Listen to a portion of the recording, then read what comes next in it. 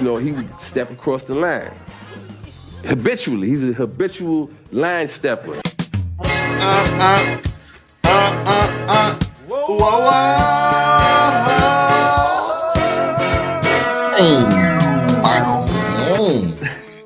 We're back, baby. Thank you for joining us on the Habitual Line Steppers podcast. I am Garrett. And I am Terry Ricardo DeShazo, the second. Yes, sir. Coming live to y'all from North Carolina, Raleigh, Charlotte, two capital cities. We should be the capital. I don't even know what y'all are doing over there. I don't know why Raleigh is even. It's in the center of the state, man. That's all. You just keep me hanging on. Yeah, man. All right, y'all. In true Christmas fashion and holiday fashion, we made a whole bunch of food, and now we got to eat the leftovers. So this podcast is all leftovers. All right? We're talking football. We're talking football. We're talking basketball. Yep. All right?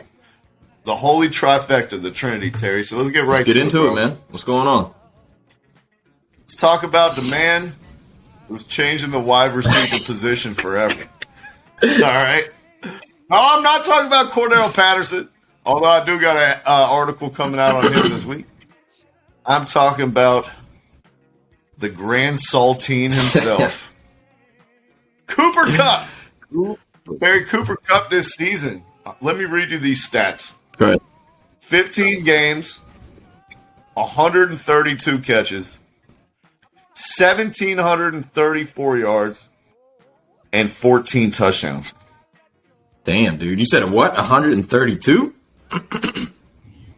1,734 yards, 14 touchdowns, 132 catches. How many more games they got left? 2 or 1?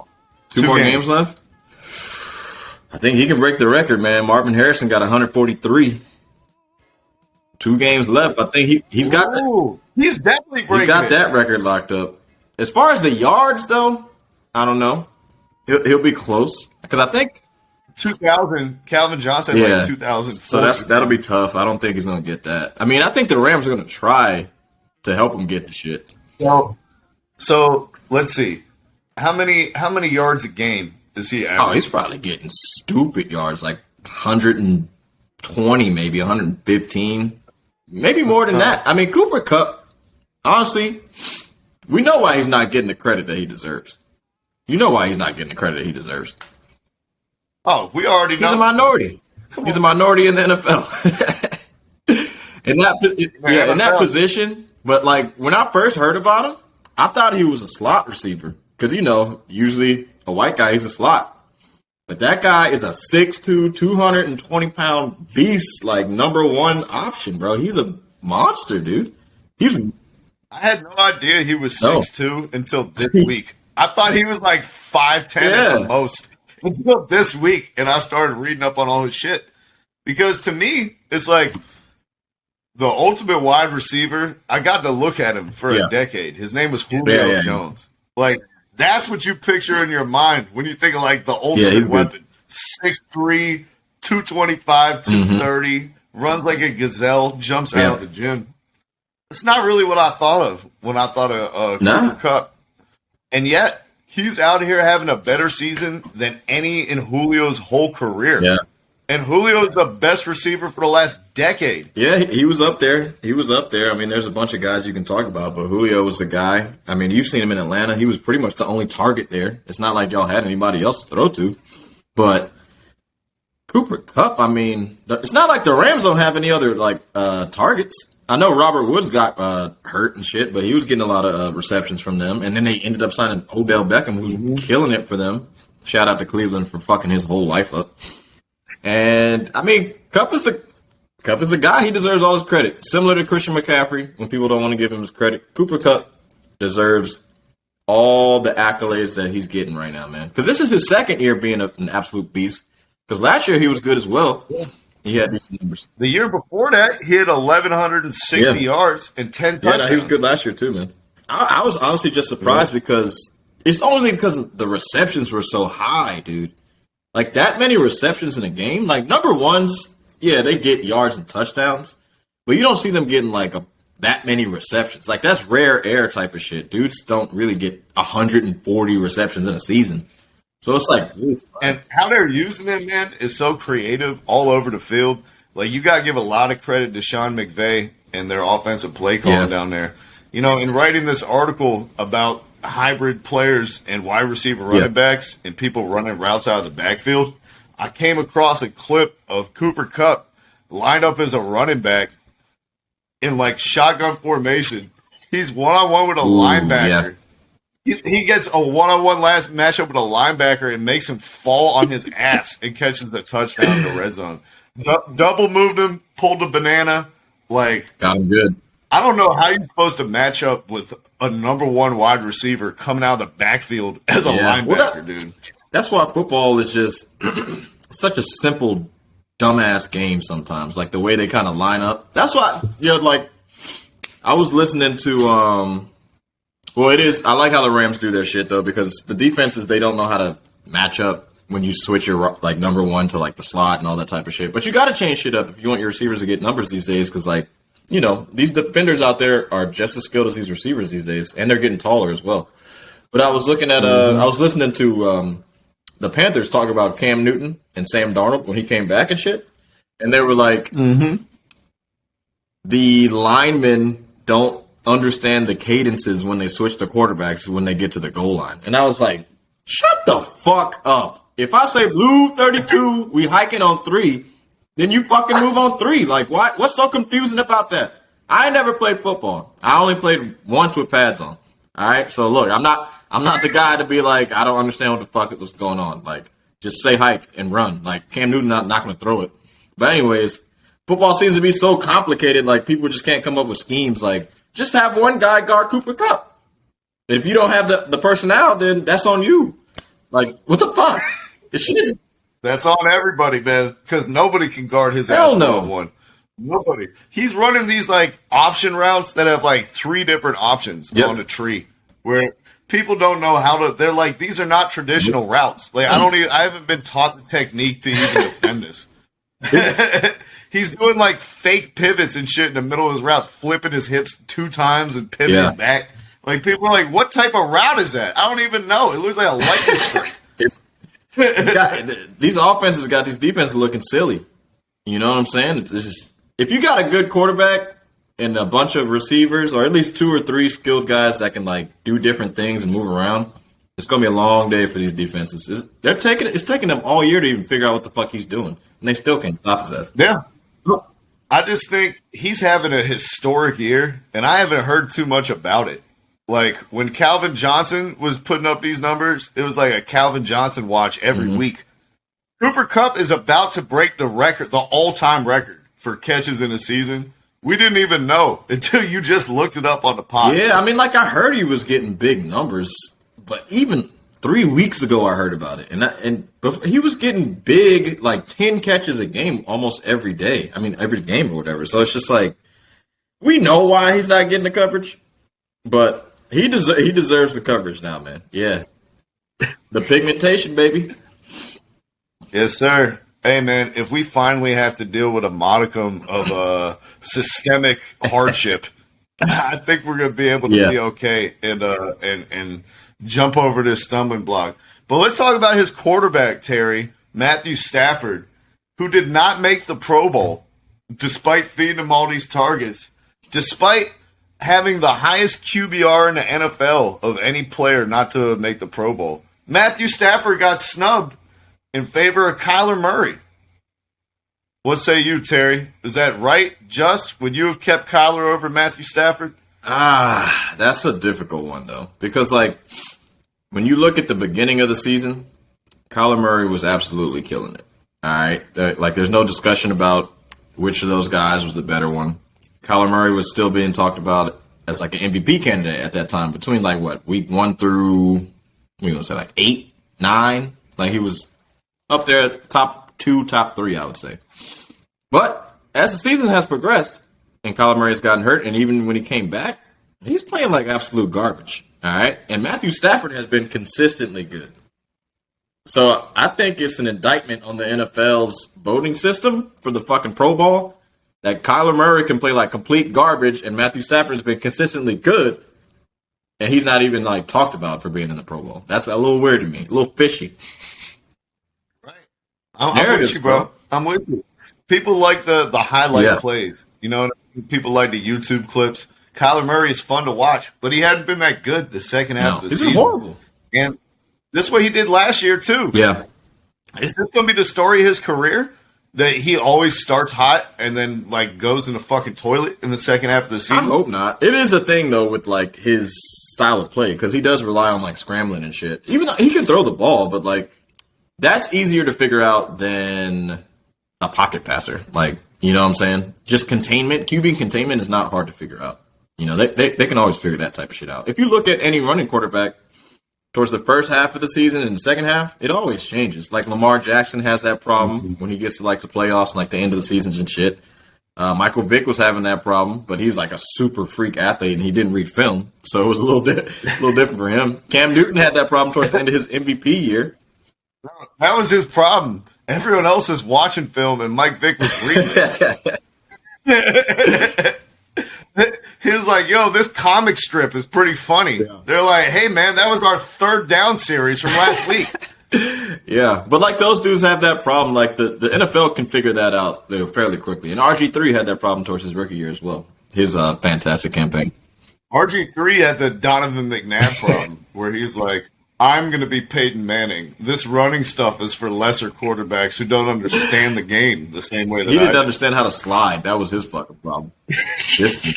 They had him doing practices with the Washington Nationals, and he still was out here tearing his knee up like a dumbass. Ridiculous. But what say you? Well, it sounds like we're in agreement, man. And honestly, I saw this whole Cardinals slide coming as we wrote, I wrote the burning questions at the beginning of the year on the website for the NFL season.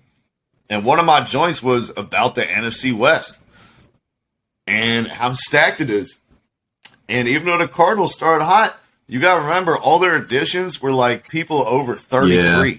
Like everyone they added to their team were like old dudes. And what do old dudes do over the course of a season, Terry? Break down. And you can see it out there. J.J. Watt not playing, A.J. Green not playing, all these guys who he was counting on, you know, to bolster the team and to provide that structure and veteran leadership. They're on the sidelines nursing injuries. And now you can see kind of the rug's been yanked out from the Cardinals somewhat. They went from being 7-0 and the toast of the NFL to looking like the worst team in their division. Oh, never mind. The Seahawks are still playing football.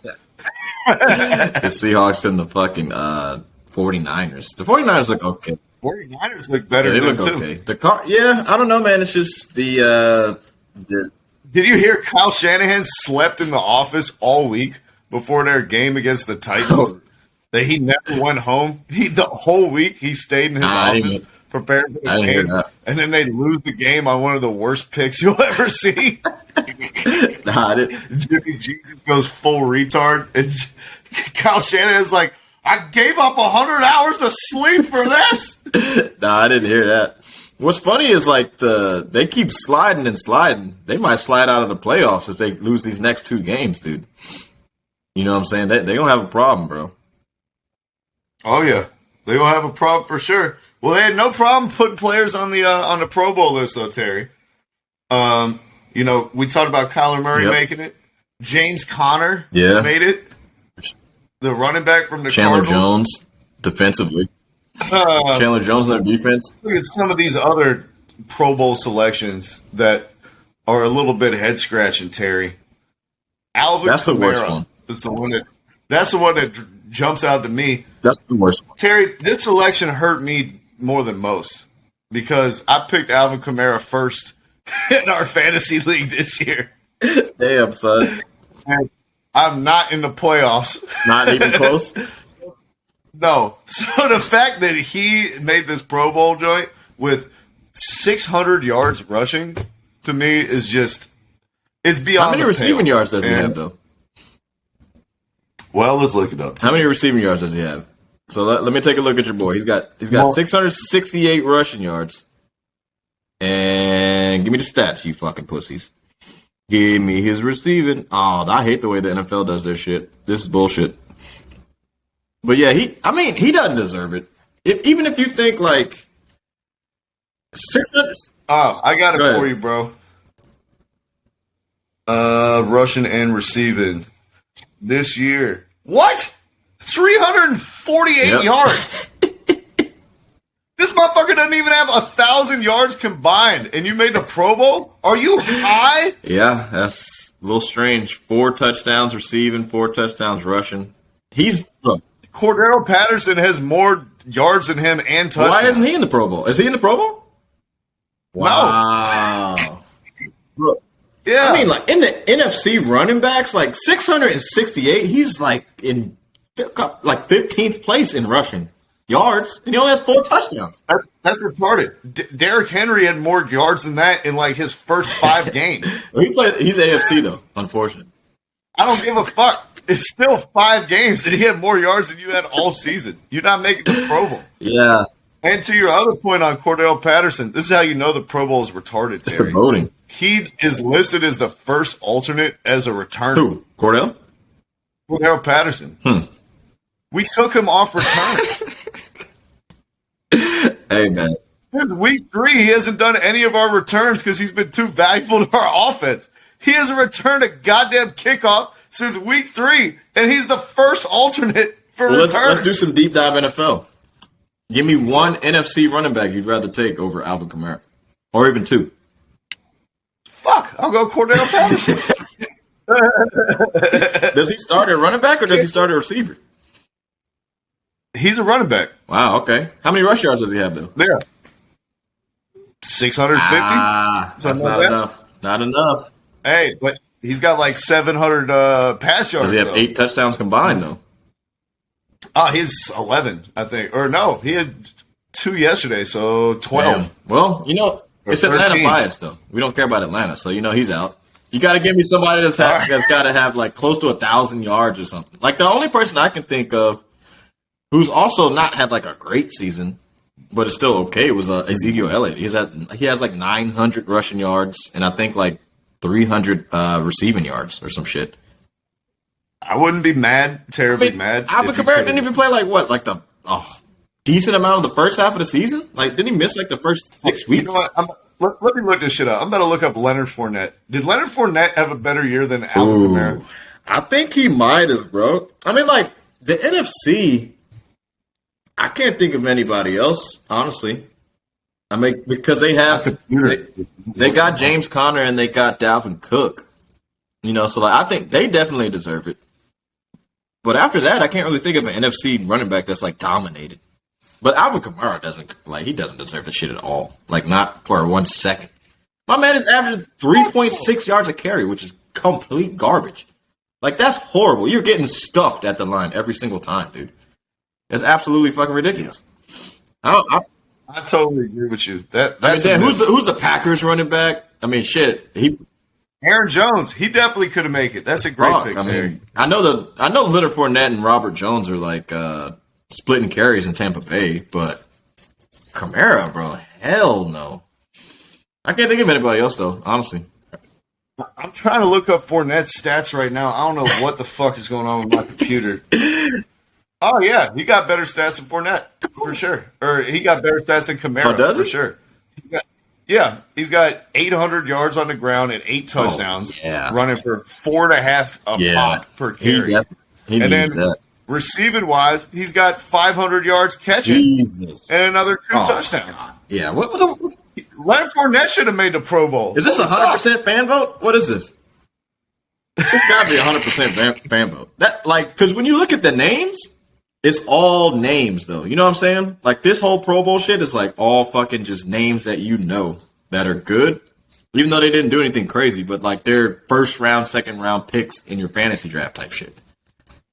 Yep. So, Dalvin Cook. Dalvin Cook's on there. He made it.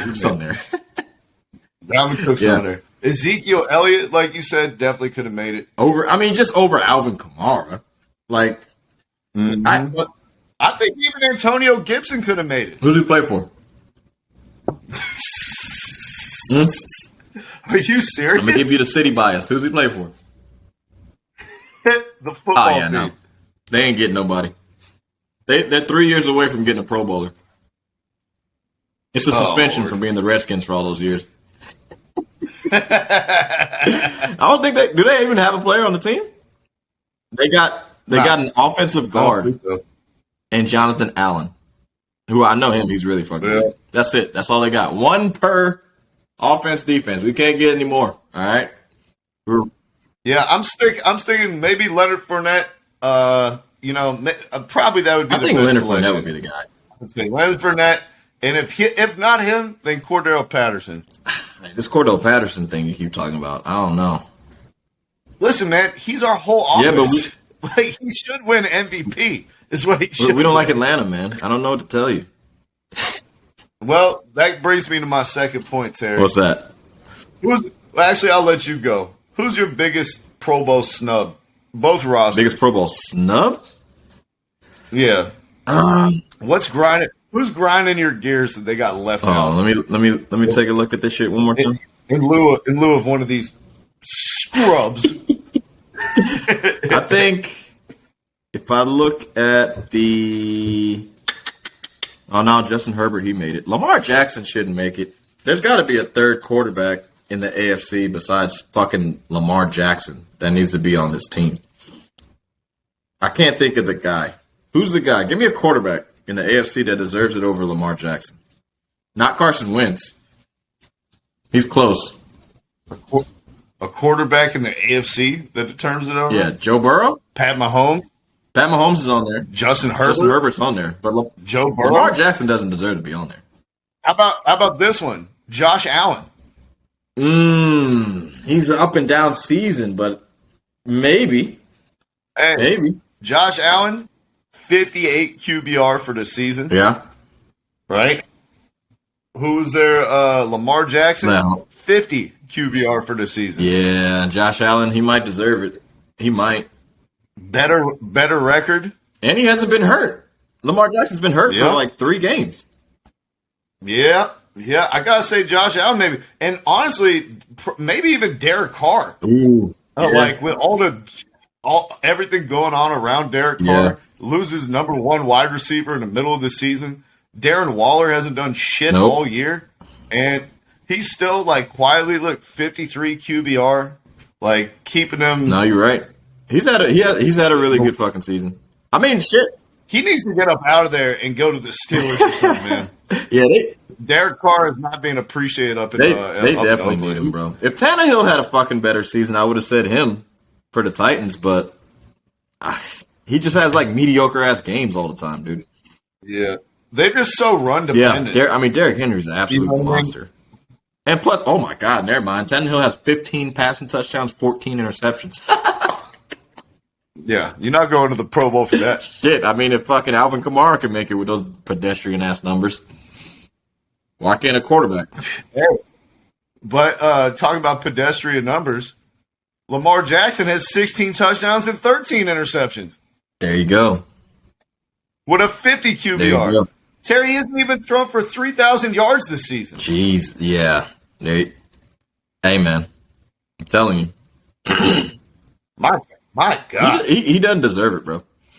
I love Lamar. I love Lamar Jackson, but he definitely doesn't deserve to be in the Pro Bowl, man. What's your biggest snub, you think, on either side? Well, I know that we talk about that Falcon bias a lot, Terry. Okay, You got Kyle Pitts. That's enough. We'll get to him. Right. If there is anti-Falcon bias, Terry, then I think you can also agree that there is pro-Cowboys bias. Okay. When it comes to the national media. That's true. And this is reflected in how the coverage of 2 second-round picks from last year have been covered. One, Trayvon Diggs plays cornerback for the Dallas Cowboys. The other, A.J. Terrell plays cornerback for the Atlanta Falcons. Okay. Well, you got some numbers for me? Oh, I got some numbers for you. Okay? You mentioned the interceptions. Trayvon Diggs leading the NFL in interceptions with 11 interceptions. That's Pro Bowl worthy, bro. It is. Let me ask you if this is Pro Bowl worthy. He's ranked as the 89th cornerback in the league by PFF. Okay. That's definitely not. He has been targeted 88 times and allowed 51 catches, which is a 60% rate for 900 yards this season. My boy's giving up some decent ones, huh? That's all, man. 900 yards. So that's all, man. AJ Terrell has allowed 1 catch and fewer than 10 yards in 4 straight games. AJ Terrell has only given up 23 catches on 52 targets the entire season. Okay. He has only allowed 150 yards on those catches. So one cornerback has given up 900 yards and has 11 picks. The other has given up 150 yards with 3 picks. Which one do you think should go to the Pro Bowl, Terry? Give me the picks. Give me the turnovers, baby. Give me that turnover count. Come on, bro. Here, you know what runs the NFL. Look, the Cowboys are bend but don't break. All right? What was that main number you said? Interceptions. Trayvon Diggs has 11 interceptions. That means he gave his offense the ball back 11 times. Now, I do respect that AJ Terrell, he sounds like he's a shutdown corner. All right? But at the end of the day, if it's not resulting in your team getting the ball back or the other team scoring touchdowns and shit, like Trayvon Diggs, how many touchdowns did he give up? What'd you say? Okay. 1 or 2? A lot. How many was it? Are you kidding? How many? I don't have the exact number, but I remember watching him give up touchdowns. Okay. Like every time I fucking watch him, he gives up a touchdown. All I'll say is this. I mean, he's always trying to make a big play on the ball. He's like Marcus Peters. Yeah. I don't want Marcus Peters, who's going to have a pick six and give up an 80-yard bomb over your head. I want Champ Bailey, who's going to give up 1 catch all game. I got you. And you don't even throw his. I got you. No, hey, look. I want the ball back, and the Cowboys got a prolific offense, and I'm sure all those picks have helped his team like win a decent amount of games. You know what I'm saying? That's what I'll say. You know what? That's what I'll say. Foolishness. Foolishness. AJ Terrell is the highest rated cornerback in the entire NFL by PFF. Damn. The entire NFL. Huh. They tweeted out the dude who runs PFF that he should be a first-team All-Pro. That's what I'm saying. So he'll probably make All-Pro because we know the didn't make the fucking Pro Bowl ain't shit. We know that already. Didn't make. But how many players are first-team All-Pro and don't make the Pro Bowl? Has that ever happened? Sometimes. First-team All-Pro, not second team. First team. You're the best in your position in the whole league, and you don't make the Pro Bowl. Cornerback is subjective to the fans.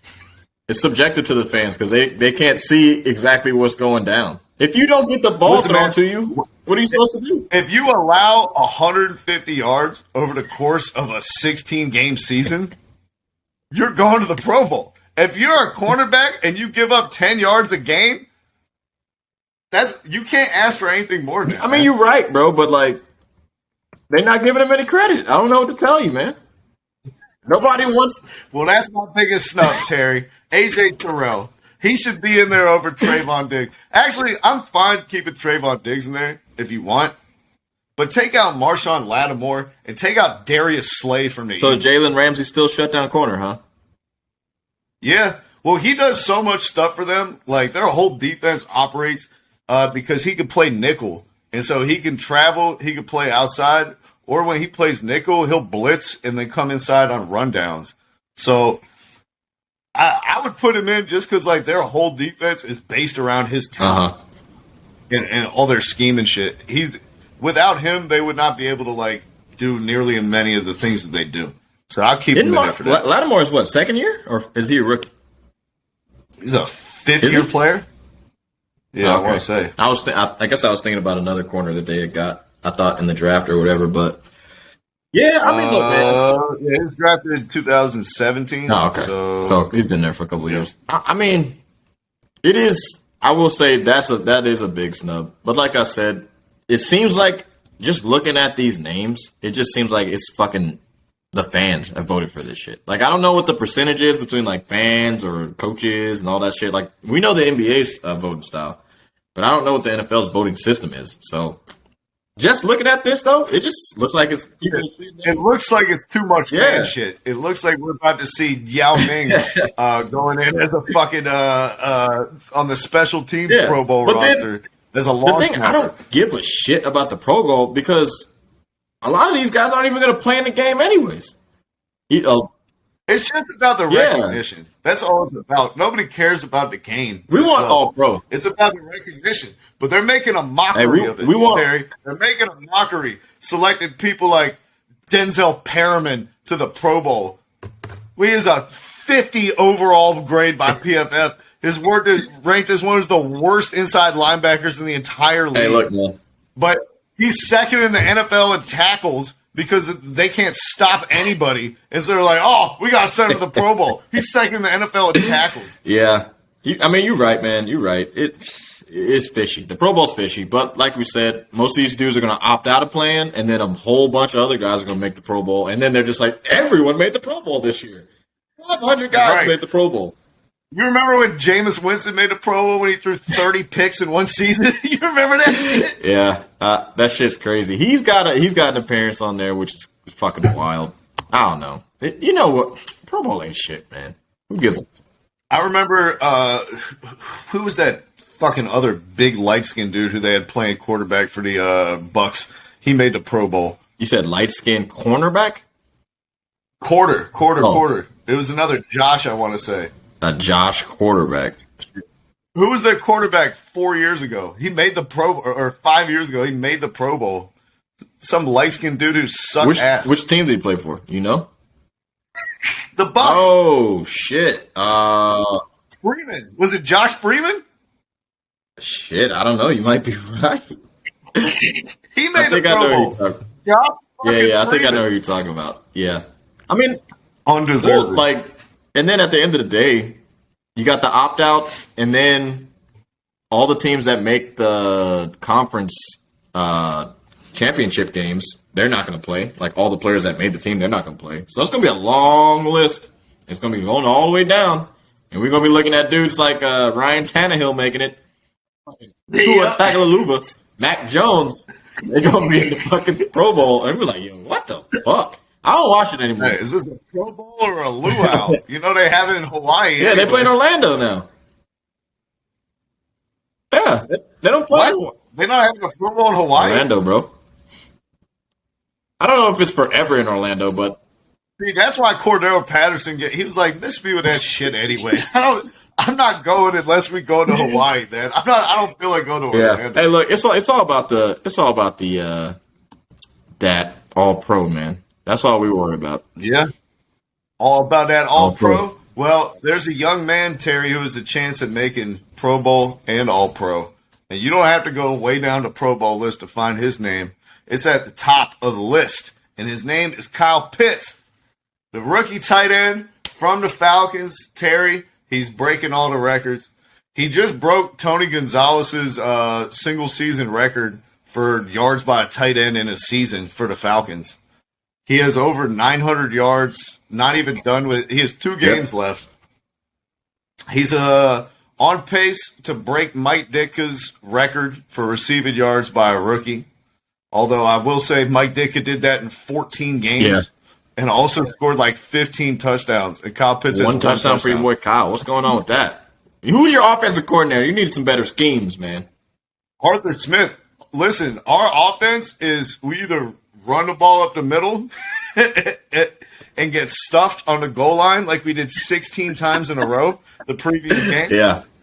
Or we get the ball to Cordero Patterson and hope that he can just be more athletic than somebody else. You got Cordell Patterson and Kyle Pitts. You need to be getting some more touchdowns, man. What the fuck? We do the same. Every game we try to run the Jameis Winston to Kelvin Benjamin slant that you throw all the way up at 9 feet tall that nobody can guard. Yeah. No, the slant. The one coming across the middle. They do a fucking high ball slant? Yeah. Except every game we throw it through the uprights and Kyle Pitts can't get his hands. You ain't throwing no fades? No, never tried it. What the fuck are y'all doing? No, we got a 6'7" wide receiver. It doesn't make sense to throw a fade when you have a outside linebacker or a fucking corner on him. That's interesting. That is interesting. Yeah, your coordinator needs to go, bro. Y'all need an innovative, can you imagine what somebody can do with Kyle Pitts, man? He's an honestly, you know what the thing is, though? He's getting double teamed. He's getting the Julio treatment. Anyways. Like, we get in that red zone, and they're like, all right, we're putting 2 on you And then they look around our wide receivers. They're like, okay, your number 1 is Russell Gage. Your number 2 is Olamide Zaccheaus. Your number 3 is Tajay Sharp. All 3 of these guys were on the practice squad last season. Okay? So they're like, all right, we're singling up on all of you. We might even put 3 on Kyle Pitts. Go ahead and beat us, Olamide. I get it. But shit, throw it, man. We're trying it. We're gonna get that slant, Terry. We're gonna get that high pointed slant. Fades, bro. Nobody throws high point slants. Only in Madden do you throw some stupid ass. You don't remember Jameis Winston to Kelvin Benjamin? They scored like 15 touchdowns at Florida State with that high ass slant. Yeah, but that's college. The NFL's different. College, the hash marks are way out, bro. You got way more space. The NFL's tight, man. Fade it out to the edges, bro. You know what? Fuck it. Put Kyle Pitts in the backfield. All right. Let's make sure we get him one-on-one with a linebacker. Bro, you know what? You need to go 4 wide, Kyle Pitts single back in the back, hand it off, and let him jump over the lineman. Terry, name our 4th wide receiver now that you want us to go 4 wide. Who cares? Just put a guy out there. You don't have to know his name. I can't even name our 4th wide receiver. You need Terry. I don't even know if we have a 4th wide receiver. Oh, Frank Darby. No. He's played 10 snaps Put all season. Arthur Smith out there as a 4th wide receiver. He's a blocking wide receiver. Just put a guy out there, unnamed player 99, and you fucking just give that shit to Kyle Pitts in the backfield and have him jump over the lineman. Touchdown. Easy. He can jump, right? He's 6'7". Yeah, he can jump over the line. Ezekiel Elliott Smith style. I'm glad to see you solved it, Yeah, Terry. come on. They're making it too complicated. Like, this dude jumps higher than everybody. Give him the ball, let him jump over everybody. Oh, innovative as fuck. Come on, man. Analytics, baby. Yeah, I would like to see us try to use him like how Megatron was used more in Detroit in the red zone, where it was like, all right, even if you do have 2 people on him, good fucking luck. Whereas we're like, oh, you have 2 people on you? We're going somewhere else. Yeah, I mean, come on, bro. Like, the season that Calvin Johnson had, and I think he had a couple seasons where he had like 15 touchdowns or like 17 touchdowns or whatever. Multiple years. I'm a Bears fan. Multiple years. When we get to the red zone and the Lions have the fucking ball, I'm like, it's a fucking touchdown. Like, he's just going to moss all of our cornerbacks. We didn't have anybody that was above 6 foot. Like, he's mossing them. There's nobody in the NFL that can fuck with Kyle Pitts at 6'7". At a safety position, at a linebacker position, at a fucking corner position. Nobody is getting him. Well, that's got to be the point of emphasis this offseason, Terry. Like, what are we doing here? We got to get our 6'7" guy to be in generational Hall of Fame talent to be a red zone threat. You need some more touchdowns, bro. I mean, look, all these numbers are going to look great, but if Kyle Pitts ends his career with fucking 20,000 receiving yards and 15 touchdowns, like, we're going to be like, Hall of Fame? I don't know. He didn't get any touchdowns. Oh, that's what you going to say. I'm going to be like, oh, for sure. For sure. Oh, he's in there. Then we're going to look around the league and look at all these other tight ends that had like 15,000 reception yards, and we're like, it was a passing league back then. He got no touchdowns. Right? We're like, he's an 8th ballot Hall of Famer. For real, though. Yeah. Well, let's talk about 2 other guys, Terry. They both could be destined for the Hall of Fame. It could be just one of them. It could be none of them. 2 promising young guys right now. They're taking the league by storm. Terry, they're white boys with flavor, and they're taking over. Justin Herbert and Joe Burrow. Ooh. Now, Justin Herbert, he's been the toast of the NFL. They had a lot of first take undisputed type of discussions in the midway through the season. Would you take him over Pat Mahomes? Is he now the most talented player in the league? Is he the player that you'd most want to start a franchise with? Terry, let me ask you. You're starting the Terry DeShazo Destroyers tomorrow. All right? They're playing out of Durham, North Carolina. Yeah. Okay? Who are you picking to start your team for the next 15 years? Joe Burrow or Justin Herbert? You know what, man? I like Justin Burrow. I'm not going to lie. I like Burrow more than Hubert or whatever the fuck you call his stupid-ass name. You fucked that whole joint. Herbert. You said I fucked with Justin Burrow, a combination of the 2 players. I said, and then Joe. And then you somehow turned into Hubert Davis. Joe Burrow, baby.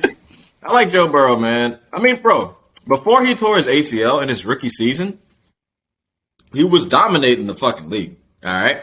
So now he's getting a little adjusted after the injury. But before his ACL tear, he was no question he was like a top 10 quarterback in the NFL already. Like, he was definitely killing that shit. He's getting back with his knee. I like his leadership skills, bro. And to be honest with you, I mean, the Bengals have really good fucking receivers, dude. They got good ass receivers. They do. Now, I'll give Justin Herbert his credit. He's doing this with a really good receiver in Kadeem Allen. What's the dude first name? Allen. Yeah, Keenan Allen. Besides that, Mike Williams is fucking phenomenal. Is number is he number 2? I mean, he's one of the best number 2s. But I like the Bengals receiving core opposed to the Charger shit. I feel like his setup in Cincinnati is a little bit more consistent to winning. Plus, that nobody gives a fuck about the Chargers in LA, man. All right, you say that, Terry, but I'll give you a stat that's going to change your mind. All right, Justin Herbert has been sacked 27 times this year. Yeah. Joe Burrow has been sacked 45. Jesus Christ. So, yeah, he may have slightly superior weapons at the running back and at wide receiver. Yeah, he's running for his life. Jesus Christ. That's wild. But that goes to show you, though. He still has 30 touchdowns. He's got 30 touchdown passes this year. Listen, man, I'm with you. I'm taking him. I agree. I know this is an unpopular take. I know that we're both zagging when the rest of the NFL is zigging. But I look at Joe Burrow, and first of all, the white boy drip, the white boy swag is up to 10. I'm always going to root for a dude who has that much flavor and happens to be a cockadoo. In addition to that, though, bro, he's like passing. He's completing 69% of his passes. Yep. Right. He has a higher yards per attempt than Justin Herbert. 8.4. 8.7, bro. 8.7. 8.7. Look at that. Maybe you got the updated stats. And he's doing all that despite like running for his life. He's only thrown 2 more picks than Justin Herbert, despite being sacked 18 more times. Here's my thing, too. The Chargers, in their division, they only have the Chiefs. All right? That's it. Because who else is in the division? Denver and fucking Vegas. Oakland. The NFC North, or the AFC North, bro? That's a tough-ass division, bro. Pittsburgh has a tough-ass defense. Cleveland has a tough-ass defense. And Baltimore is just a decent team overall. Like, honestly, Joe Burrow just coming in, they're not dominating, but at least keeping the fucking Bengals? Like, we didn't, like, he did, like, I think the other thing is, too, that you're alluding to is that, like, Joe Burrow has impressive wins. Where you're like, wow, you weren't supposed to win this game, and you came into town and put it on him. No. And Justin Herbert is like, you just lost by 20 points to the Texans. Yeah, dude. I mean, I can't do it, bro. Like, Joe Burrow was the number one. He was the number one pick. Damn, let me put my phone on fucking vibrate. He was the number one pick, all right, for the Bengals, if I'm not mistaken. I believe he was the first pick, right? First, like, overall draft pick, right? So that means the Bengals were absolute dog shit. This is his second year, and the Bengals are almost going to go to the playoffs, bro. All right? You don't, like, that shit does not happen a lot. That shit does not happen a lot. When Justin Herbert went to the Chargers, they were a decent team. They weren't dog shit. They were okay. Like, the Chargers were a decent team. They just moved to L.A. You know, he's comfortable out there. They're chilling. He's getting these good numbers, nice weather. Cincinnati's cold as shit, windy, like, muggy. Like, come on, bro. Playing this. They got to walk across an interstate to go to their practice facility every day. Dude, like, I just like Joe Burrow, bro. He's better than me. He's better than me. He just is. I agree. Terry, I know we're in agreement with this. I think the rest of the world is going to call us crazy. No. I know my boy Kevin Mangle, shout out to Kevo, big supporter of the pod and a big Chargers fan, is going to be not too happy to hear this one. But I'm sorry, man. I got to tell it like it is. And Joe Burrow, he looks to be like that guy. Man. He's a dude, bro. I'm telling you, bro. We're gonna forget about. We're not. I mean, it'll be interesting. I like Joe Burrow, Terry. Like, he's quickly becoming one of my favorite players. It's going to be interesting to talk about both of them for the foreseeable future. That's all I'll say. But I do like Joe Burrow over Justin Herbert. Not to discredit. You know what else I like about Joe Burrow, Terry? He came into a division that had a number one pick of Baker Mayfield, a guy who won a Super Bowl in Ben Roethlisberger, and a dude who's like the coolest quarterback in the league and an MVP in Lamar Jackson. And he immediately was like, nah, I'm the guy who everyone wants to be in the division. Everyone wants to be me. Yeah. And he acts like it, and his teammates act like it. And what I love more than anything is Baker had the like hip white guy card. You know what I mean? Baker was the swagged out white guy who was doing underwear shoots with fucking tigers on top of Rolls Royces and shit. And Joe Burrow's like, nah, son, that's half swag. That's diminished swag. That's fake swag. Let me show you how a real G does it, Baker. No, that's true. That is true. And he snatched that little flavor white boy crown right from the top of his head. And he said, no, it's going right here. Yeah. Nah, I'm telling you, bro.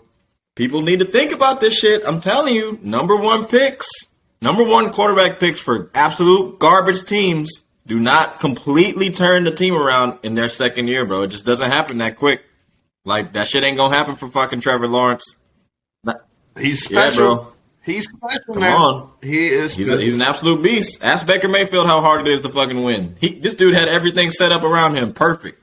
They play like shit. I don't want to hear nothing about no injuries either because Joe Burrow tore his ACL last year. Yeah. But yeah, Baker, you threw 4 picks last night, okay? Come on now. Maybe switch to briefs. Come on now. I'm just telling you, bro. He's a beast. All right, Terry. Well, we're having the quarterback discussion with the guys from 2 years ago. It's time to have the one from this year. All right? There are 5 guys drafted in the first round, Terry, who all were drafted really high and very heralded coming to the league. Trevor Lawrence went 1. Zach Wilson went 2. Horrible. Zach Wilson. Trey Lance went 3. Mac Jones, Justin Fields went 4. And then Mac Jones went 5 in terms of the order. Last night, a 6th jumped onto the scene, Terry. Davis Mills beat the shit out of Justin Herbert and the Chargers, leading them to their 4th victory this season. Terry, is Davis Mills the best quarterback out of this class? Hey, man, let's not get too carried away. All right. But I will say this. To do what he did versus a really good Chargers team, a hot, surging towards the playoffs LA Chargers team, on Houston, the Texans, who are fucking dog shit, by the way. Like, they're like, you look at them position for position, they probably got the worst in each position. Yeah. They were ranked by coming into the season by PFF as the least amount of talent of any roster in the whole league. That is crazy. Like, I'm flabbergasted, bro. I'm absolutely flabbergasted because I don't even know who this kid is, bro. I really don't know who he is. I didn't know who he was till he played the Panthers in week 2. Yeah. And I was watching that with a bunch of Panthers fans. And I was like, who is this kid? He looks better than Sam Darnold. Kid from Stanford, bro. He's an absolute beast, man. I mean, yesterday he played really, really good. So, I mean, if he keeps it up, shit, he can be the second best quarterback in this draft class. Because these other guys are looking like shit. Well, who's number 1? Mac Jones is definitely number 1, but he went into the best situation. So let me ask you think if Davis Mills went to the Pats, he'd be any worse? Probably not. Hey, shit, I'll say this. If the Houston Texans have a winning record next year with him at the helm, he's better than fucking Mac Jones. Listen, no one's calling him Joe Burrow. All right? He's better than Mac Jones. The Houston Texans turnaround? Come on now. I mean, the Bengals turnaround was crazy for Joe Burrow, but... Listen, man, I'll say it now. He's better than Mac Jones. Ooh, really? Yeah. Mac Jones, you've already seen the Patriots, like, they're really starting to get hamstrung by not being able to throw the ball past 15 yards. That's true. That is true. And Davis Mills, he had a couple bombs against the Chargers. I got another stat for you, Terry. You ready for this one? Davis Mills has started 9 games and has had games with multiple touchdowns or 300-yard games 5 out of those 9 games. That's really good for the Texans are really bad. No other rookie quarterback has had 5 starting this whole season. That's crazy, bro. The Texans are really fucking bad. Like, they're really bad. And it's like you need continuity with the team. You need good skill position players. You need a good offensive line. He's got neither. He's got none of those. That is crazy to me. Yeah. Your boy is balling. It's time to start having a conversation. Put some respect on my name. Yep. This ain't a 5 quarterback class anymore. It's a 6 quarterback class. Shit. And it's time that we put some respect on Davis. It might turn into just a 1 or a 2, to be honest with you. I mean, but look, everybody needs to get their situations correct. Like, I feel bad for Zach Wilson. I really feel bad for Justin Fields. I feel bad for Trey Lance. I don't feel bad for Zach Wilson. No, the Jets are horrible, bro. No, I knew he was going to suck. He just looks like he'd done like black people. You remember when he got drafted? Zach Wilson? Yeah. Yeah. And they had all the top 10 picks, and they were all up there. He was the only white. There's a bunch of other black dudes, and they're all like posing and having a good time and shit. And he's like,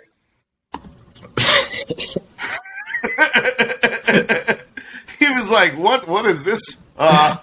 Is this flavor? What is this tomfoolery? Cut the malarkey, guys. Coming in. And when I saw that shit, when I saw him react to someone dance like that, I was like, he's not going to make it. No. He's been having too good of a time out there in Utah or wherever the fuck that he came from where they ain't got no blacks. And now he's going to New York City. New York. No. I don't. He's going to get murdered. He's got no flavor. My man's got no flavor. I don't feel bad for him at all. He needs to go to he should have gone to the Raiders or something where they still had John Gruden. He would have been like, yeah, DeMaurice lips are big, John. Put me in the game, coach. Jesus Christ. Yeah, man. That all these dudes are just in really bad situations, though. Okay, I'll give you the Zach Wilson one, but the Trevor Lawrence one was. Yeah, I feel bad for him. I mean, he basically was calling a coach out. He was telling the media, hey, can we get a real coach, please? Can we get our best players on the field on third down? Can we have regular practices instead of doing a bunch of bullshit and kicking the kicker? I feel bad for these guys. They're in horrible situations, but hopefully, next year they get it together. And I feel bad I don't feel bad at all, actually. I laugh at teams like the Panthers who passed on all 6 of these quarterbacks so they could take a corner who got hurt in the first week of the season. Which that sucks really bad for them. When you traded for Stephon Gilmore, AJ Bouye, and CJ Henderson, who are all first round picks.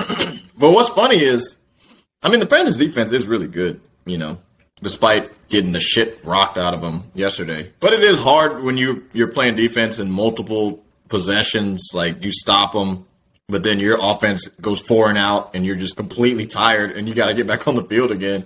So, I get that. Yeah. And you watch the offense alternate quarterbacks every series. Can't get the cadence right. Can't get the cadences right. We can't switch quarterbacks like that. But anyways, Sam Darnold was trash. I knew he was going to get back on the field, but I was like, why? We want to see what he looks like. So we know what we have for next year. You ain't got shit next year. You got the 8th round pick right now. Lose another game so you get the 7th round. I don't know any quarterbacks in college right now that can step up and be great. They're talking about they don't have any franchise quarterbacks in college. Panthers are in trouble. Yeah. Deshaun Watson, they were talking about it. Yeah, that's got to be their only play, bro. They are a quarterback away from being a really good team. They have a good defense. The defense is solid. And everyone wants to fire their coach. You know what's the thing in Charlotte today that everyone's up in arms about, Terry? Everyone's calling out fire Matt Rule for? He didn't allow Cam Newton to come back in the game to have a farewell series in front of the Panthers fans. Yeah, ain't nobody got time for that shit. We worried about next year, bro. Are you fucking serious? This is what it's come to for Panthers fans. Y'all want to fire the coach because he wouldn't put in the player that he didn't want to sign in the first place for a farewell, goodbye, see you later series in a meaningless game in a meaningless season. Congratulations, Panther fans. So it's for sure. It's for sure he's not coming back next season, right, Cam Newton? Not if Matt Rule has something to say about it. Hey, yeah, no, he didn't want it back in the first place. It came from ownership that they signed him. He wanted nothing to do with Cam Newton. And until Cam converts to tight end and we see that Tim Tebow package, I don't think we're going to see him back in Carolina. Yeah, but I get why it didn't work for the Panthers. Because for some reason in football, just so many fucking plays and you got to get practice time and all that type of shit. And COVID's kind of fucking it up. I get it. I definitely get it. But I think that shit can work. If you get a whole offseason with all the packages and shit, I feel like it can work, that red zone shit. Terry, I saw a stat today. This one is going to change your mind as well. All right. In his last 27 starts, Cam Newton is 22-5. As far as what? Football games. Like wins. Yeah, you mean in 5 and 20? 27 games that he's started, 5 and 22? He's lost 22 of them. You said he was 22-5. I was like, no. Oh, fuck. Yeah, I was like, yeah, he deserves to be in the league. What the fuck? 5 and 22? Yeah, that's pretty shit. That is pretty shit. What? When you look at that, it's time to go. When you look at that Patriots season, horrible. Going into the last, I think, 2 weeks of the season, he had 4 passing touchdowns, I think. Maybe even 6 or something like that. It was really low. And then the last two games, he just blew it up. He ended up with double digits, but he was trashed the whole season, bro. Terry, the last time Cam Newton was a competent quarterback, COVID wasn't even a fucking thought. Nope. We had no idea a pandemic was coming. That was the last time he was decent. 2018? It was like 2018, right? Yeah. I mean, that MVP season was great. But besides that, he was what do you think? Middle of the road? What? Like just his whole career, pretty much.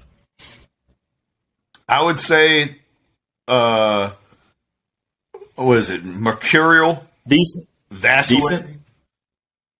Highs were high, the lows were low. Yeah. But it was a roller coaster. When you think about first-round quarterbacks, though, first-round draft picks overall, actually not that bad. I mean, you took your team to the Super Bowl. You won MVP. You won MVP. But there comes a time where everyone has to admit they don't have it no more. But, hey, look, I will say I did not expect him to be great. I'm not going to lie. Because he wasn't throwing crazy like that in college. He's a running dude. Running dudes never make it. Like, you got to have the ability to pass. So, I'll give you kudos for a great career. When you come back next year, like Garrett says, as a tight end, we'll respect you even more when you're the best tight end of all time. What do you think Cam Newton's like, being serious? What do you think his next career move is after football? After football? I think he's still going to try to get on a football team for the next couple of years on some T-O shit. After he gets retired by the league. Cam is just going to be on some fashion shit, man. He's already kind of started in that lane. He's got his own. Yeah. I agree. I think if I'm really looking forward to the Russell Westbrook Cam Newton collaboration that we're gonna get in 7 years. Yeah, Russell Westbrook, he might be out of here in fucking 2 years the way he's fucking playing. No, I will say this though before we transition. I was like, that was a Hall of Fame transition, Terry. But Cam Newton has maybe that's what Cam's gonna be doing. Transition. Nah, Cam Newton has his own hat line. Those big ass goofy hats. He made his own hat line, so he's been rocking that shit for years. He's got his own cigar line, so he's been smoking them shits for years because you can tell he's really shit on the football field. And I believe he said he was going to come out with his own wine and shit, too. So, like, I think he's set. He's a smart dude. Yeah. Yeah, I'm interested to see his next venture, bro. I really think it would. I think he is going to do some fashion shit. That's what I was thinking. That's the next move. I could see him, teaming up with, what's your boy? Offset? Oh, the guy from Migos. Yeah, I can see him fucking Offset, Russell Westbrook. You know what I mean? We bring in an urban style to the mainstream public. I think that might be his calling, man. But then it's not being a fourth tight end. It's being a fashion mogul. I will say this. We joke around a lot, but my man, he does it right, bro. He hasn't worn designer shit for, like, he said at least like 7 years. He's not fucking with that shit. He only wears black-owned business clothes. All the shit he wears is either his own or a black-owned business. My man, he's got his head on his shoulders when it comes to that type of shit. He does a lot of shit for the black community. And for all the, like, for all the joking we do with Cam, he does have some fire. Yeah, fits. bro. I ain't taking on this. He does have some his fire. fits are better than Russell Westbrook. Listen, man. There was a poster of my elementary school, Terry, and you know what it said? And you miss 100% of the shots you don't take. Okay? Some of these shots, you're going to end up looking like a Russian grandmother. Yep. All right? Some of them, fire fits. No, you're right. You're right. I mean, Cam's got it, bro. He's got the juice. But let's talk about somebody who doesn't have the juice right now. Your boy. Russell Westbrook, his fashion partner. We called it collaboration here first, folks. I hope you get a little slice of the pie, guys, if you're listening. Yeah, man. Your boy is struggling pretty fucking bad right now. And yes. So the Lakers are sub 500. They're sitting in the 7th seed, if I'm not mistaken, in the NBA. But you know what's the good news, What's the Terry? good news? They've played the easiest schedule in the NBA. Oh, wait. They're in trouble. They are in trouble. And it's not LeBron's fault. You can't put it on LeBron. Oh, you're going to put this all at the feet of Malik Monk? Nah. It's a lot of it is on AD. He can't stay fucking healthy. A decent amount of it's on Westbrook. He fucking sucks. He's just getting too many turnovers every single game. It seems like he's getting 6 or 7 turnovers a game. And the shooters ain't making their shots. And they're all of, like, the horrible variety. Like, they're all back-breaking, like, elementary school turnovers. Oh, yeah. They're not like, I tried to squeeze this pass in and a fingertip got to it. It's like, no, I took flight and tried to figure it out in midair, and I have nowhere to go. He's the king of that. He's the king of that shit. I swear to God, bro, if the fucking NBA wasn't so easy to get into the Hall of Fame, like, because I've seen the NFL's Hall of Fame classes and shit. Like, Hines Ward isn't even in the fucking Hall of Fame in the NFL, or T.O., or like Chad Johnson and shit, which is kind of crazy. Some crazy ass shit. Yeah. But this motherfucker Westbrook, I don't give a fuck about these triple doubles. If you averaging 4.5 turnovers a game, bro, and he's not making it past the first round of the playoffs and shit, he's doing this. Leading the league in turnovers. He's shooting like 20-something% from 3 still. I don't even have to look it up. Yep. I just know that he's not shooting 30%. There's no fucking way. Like, and yet, do you know what the silver lining is, Terry? I'll give you some actual. Can we trade him? It's not possible.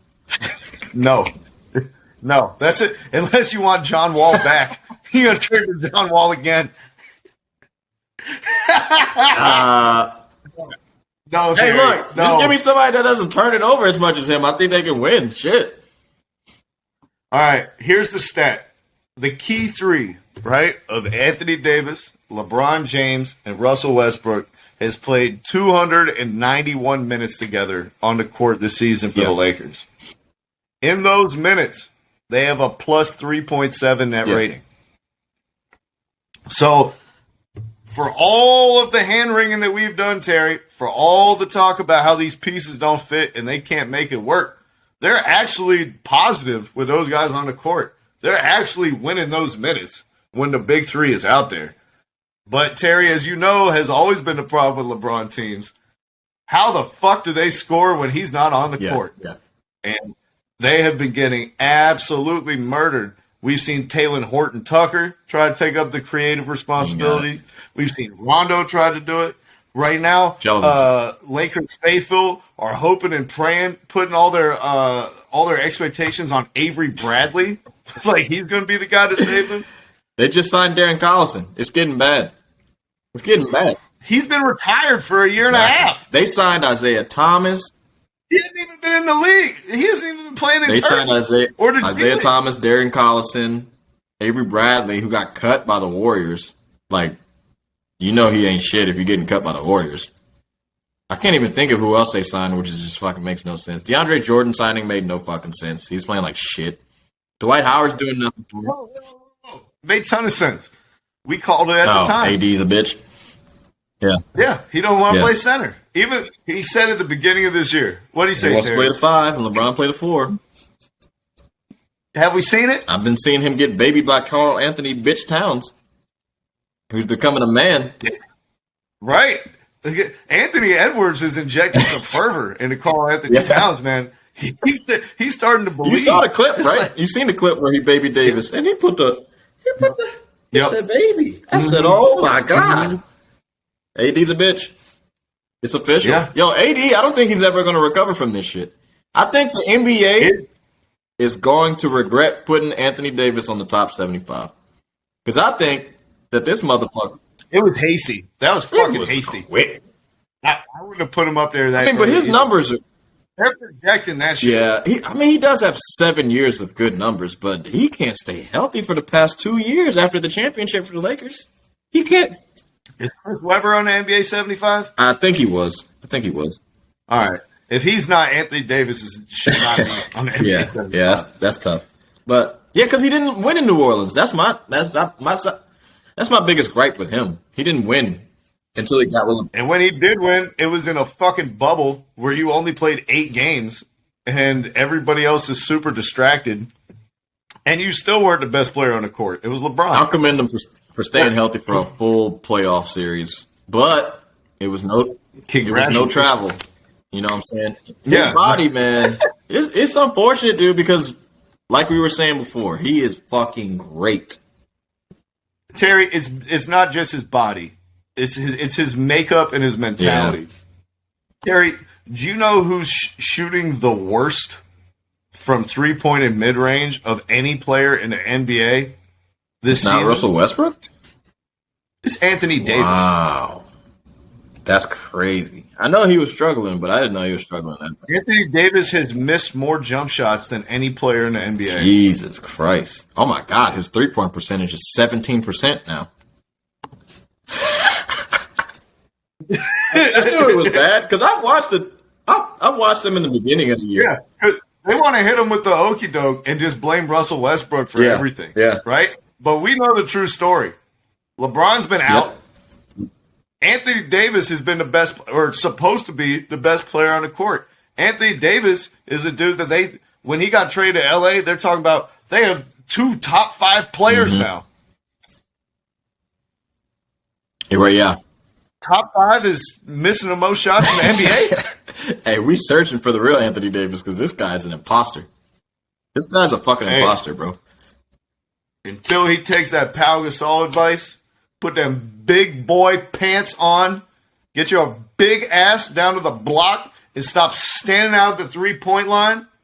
This is what you're gonna be, man. Yeah, man. It's a fucking issue, bro. They got a problem, and I don't know how they can fix it because if he keeps playing like that, then they're not. Lakers not going to win. Hit the panic button. It's time to hit the panic button. They've been hit that shit. That shit's been hit. They're fucking 2 games under 500, and they've played 32 games. Well, ramp it up. Ring the bells of Notre Dame. All right, go find you a fucking hunchback.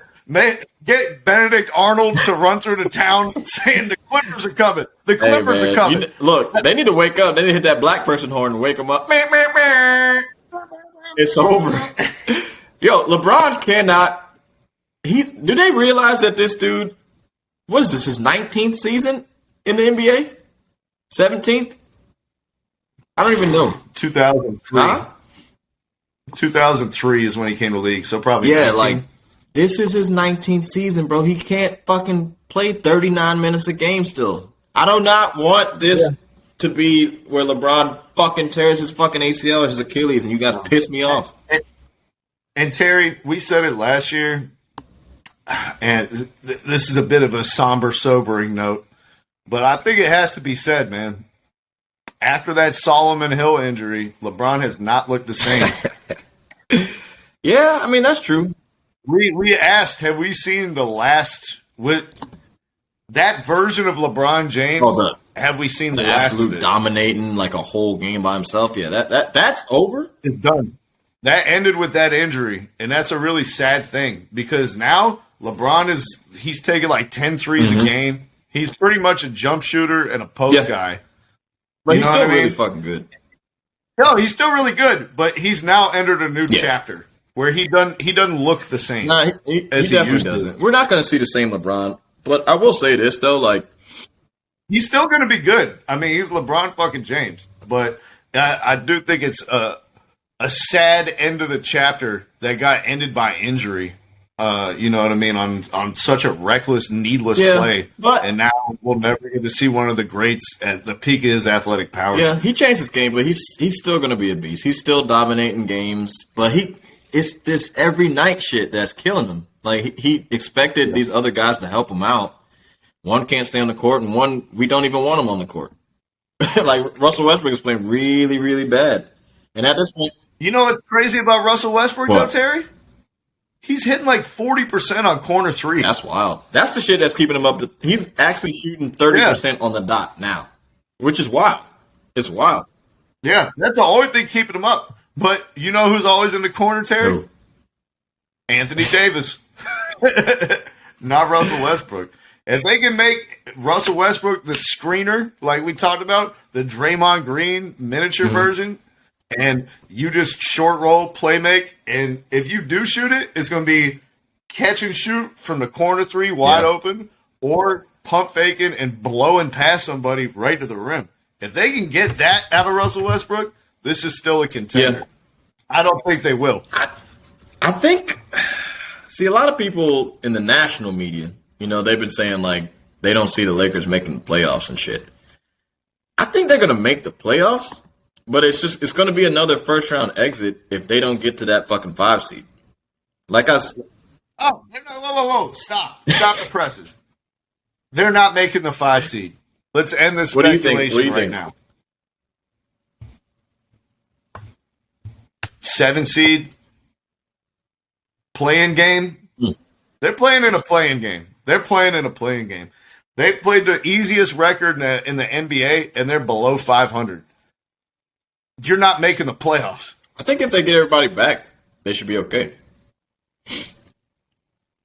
Who are they better than in the West? Mavs. No. You don't think so? Wow. No. I can't believe LeBron. The Mavs still have the best player in the series. Fuck out of here. LeBron's better than him? Probably. No. LeBron is getting 27 points a game. He's 38. What's his team doing, Terry? Look, man, LeBron is the best player in that fucking whatever you want to call it. He's the best. He's the best player. MVP. He's done. LeBron's MVP. Washed. You're fucking crazy. Here comes the hate. The hate train. Let's do that. Let's do MVP, Terry. Let's do MVP. You give me your MVP 5 right now. MVP 5? Yeah, your ballot. Yep. 1 through 5. Kevin Durant, Steph Curry, Chris Paul, LeBron James, Chris Paul, CP3. CP3 is fucking hooping crazy, and I like it. Yeah, he's playing great. And then my other one, I'll go with Donovan Mitchell. Jazz are sitting in a 3 seed. They're not too far behind. That doesn't make any sense. They're not sitting too far behind. The Jazz are looking good. This isn't a team record, bro. This is for who you think is the best player in the league. And you're going to tell me the MVP is a guy who's never made an all-star team. Just get the fuck out of here. Mitchell has made an all-star team. No, he hasn't. Never? Look it up, Gary. You said this before. Damn, that's robbery. No, it's not. He's not a fucking all-star, and he's not an MVP. I got him 5th. Calm down. Shit. That's ridiculous. That's fucking ridiculous. Look, if you look at the MVPs, it's always these dudes with the top records in the league. He's not even in the top 15. Like, that's just so preposterous. I put Rudy Gobert before him. Listen, man. You want me to give you my top 5 since you didn't take this seriously at all? I gave you 4 names and then a 5th wild card. Hey, look. I'm putting DeMar DeRozan over him. No. I'm putting Trae Young. over him. I'm putting Joel Embiid over him. I'm putting Devin Booker over him. I'm putting Darius Garland over him. I'm putting James Harden over him. I'm putting DeAndre Ayton over him. We're not doing this. Absolutely not. That's crazy. 25 points a game, 5 assists, 4 rebounds. No, he doesn't. Look it up. He's not scored 25. And he's a 2-time All-Star, you puss. Yeah, he is. No, he's not. I don't believe any of this. We don't want real stats. Suck it. Suck on his 2-time All-Star cock. Because the Jazz had the number 1 seed last year. How is he not an All-Star? Get out of here. Fucking 22 PER, and you talk about him for MVP. He's my 5th choice. I put them in order. Shooting 33% from 3, and you're talking about from MVP. I put them in order. Trae Young is averaging fucking 26 and 10. How about this? And you put Donovan Mitchell over him. How about this, right? The Warriors and Suns are running through the league. The Jazz are 3 games behind them. Fuck off. What's your point? They're doing it with him. So they got an MVP candidate now? Bro, it's all about top records, bro. How did Bill Walton win his fucking MVP with his trash ass? He played 58 games. By being the best player in the league. 58 games. He played and winning a fucking championship. 58 games out of 82. Regular season MVP. Fuck out of here with that championship shit. Regular season MVP. Bill Walton. 58 games. 58 wins. Best record in the league. I'm just saying, if the Jazz get the best record in the West, we need to start talking about Donovan fucking Mitchell. Seriously. I'm just saying. He's a great player. MVP is too much. Right? That's beyond the pale, Terry. That's beyond the pale. There's 3 pillars of their team. Like, they're all equally important. Mike Conley, Rudy Gobert, Donovan Mitchell. They're all important. There's not a single dude that you can point to and be like, that's the guy. On any given night, any of those 3 could be the best player on the court. Donovan Mitchell, bro. 25 a game. Come on, stop it. Wow, you just fucked me up so bad with that joint. I almost don't even want to do this segment with you anymore. DeMar DeRozan, bro. DeMar DeRozan's been playing great. He has. But hell no, man. Fuck no. I love him. I absolutely love him. I really do. Like, he's a really good player, but I can't give it to him yet. Not yet. If they win, if they're number 1, if they're number 1 in the East, maybe. But they're a game behind the Jazz. Their record's 1 game behind the Jazz, dude. Come on. Yeah, bro. He doesn't have 2 other All-Stars on his team. He's got Lonzo Ball and Zach LaVine and fucking the center, Vucevic, man. Stop. And the good players off the bench. Did you just say Lonzo and Caruso? Did you really just say Lonzo that? Ball's not playing well this year? He's not an All-Star. You just called Lonzo Ball All-Star. Give me your 5. Rudy Gobert's not an All-Star? The fuck? Yeah, he is. He got MVP. Unlike Donovan Mitchell, Terry, Rudy Gobert actually did get MVP votes last season for people who watched Donovan basketball. Mitchell was hurt. That's the only reason why. No MVPs for Donovan Mitchell. No, hating, dog. We're not even sure you're the best player on your team, bro. Dude. Like, no. Rudy Gobert's not the best player on the team, bro. Come on, stop. Is it? All right, whatever. I'm not going to. What did they do without Donovan Mitchell in the playoffs? Donovan Mitchell had 50-point games in the fucking playoffs. Wait a minute. I thought we were talking about a regular season award. Are we talking playoffs or are we talking regular season 25 MVP? a game, baby. 25 points a game. 3rd best record in the league. Just saying. And yet nobody knows if you're the best player on the team. Bro, there's no debate. Congratulations, MVP. There's no debate. No. MVP. You're debating that Rudy Gobert is on the same level as Donovan Mitchell? You and 6 other people? Yeah. You and fucking No. What's his name? Zach Lowe? Not Zach Lowe. Who's the guy who was like really trying to get him to get on that MVP shit? Yeah. Fuck out of here, bro. No, I'm not trying to hear that shit, man. Stop it. Stop. Okay. There's one way to fucking get rid of Rudy Gobert. It's all right. I know what my eyeballs tell me, and they've never told me that Donovan Mitchell is the best player in the NBA. Not once. Never. And so that's why I'm not voting him for MVP. No. Because that's what that means. This is what's happening with you. You're locking on to him like Karl Malone. You don't like Utah. What's going on with you, man? First of all, I love Donovan Mitchell. I've banged the drum that he should be the number 1 player that the Hawks look to trade for. Is Donovan Mitchell to put him alongside Trae Young. I said that multiple times. He's not a top 5 player in the league, man. Is he better? Is he better than Joel Embiid? No. All right, then let's shut the fuck up. He's played in 31 games. Joel Embiid has played in 20-something games. Terry, we're not doing that this year with COVID. We're not doing that. We're not doing the game shit. I do the game shit every fucking year. Michael Jordan played 82 games. LeBron, 82. This isn't like a regular year, bro. 82. LeBron, 82. Michael Jordan, 82. Larry Bird, 82 till he broke his fucking back. Magic Johnson, 82 before AIDS. 82 fucking games. Give the people what they want. Stop fucking missing games. I don't like Anthony Davis. He don't deserve shit. I'm sorry there's a pandemic and these guys are missing Stay games at home. because they're fucking contact Stay tracing. at home, pussies. You got a job, you make millions. The fuck? All right, let's get to a serious MVP ranking. Give me your five. By somebody who actually watches the NBA and Hater. takes this exercise Hater in the seriously. house. Hater in the house. All right. There's one MVP, and it's not a debate. He won MVP last year. His name is Nikola Jokic. All Nikola Jokic has done since he won the MVP, Terry, is get better in every facet of his game. You want him to be a more efficient scorer? Okay, he does that. You want him to be a better shooter from distance? Okay, he said, I'll do that. You want him to shoot more from distance? Yeah, I got that. He's leading the NBA in rebounding, and he's one of the top 10 players in the entire league in defensive raptor. His improvement on defense from last year to this year, Terry, has been as much as any player in the whole league. And he was already one of the best offensive players in history before that. True.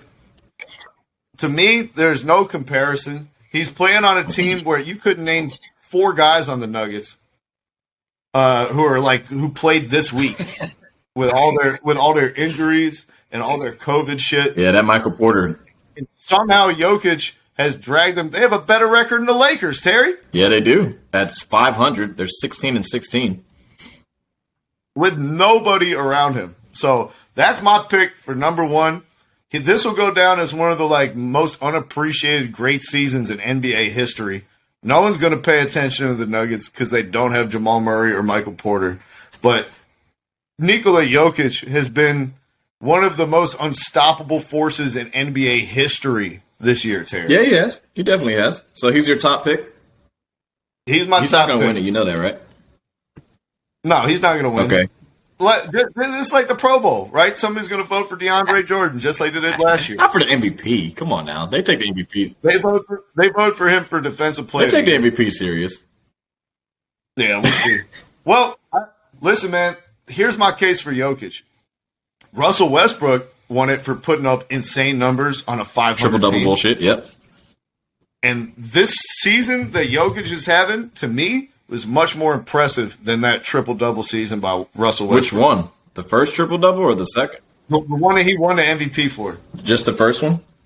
No. Yeah, where they were like 48-win team or 45-win team, something like that. Okay. No, I mean, his numbers are really good.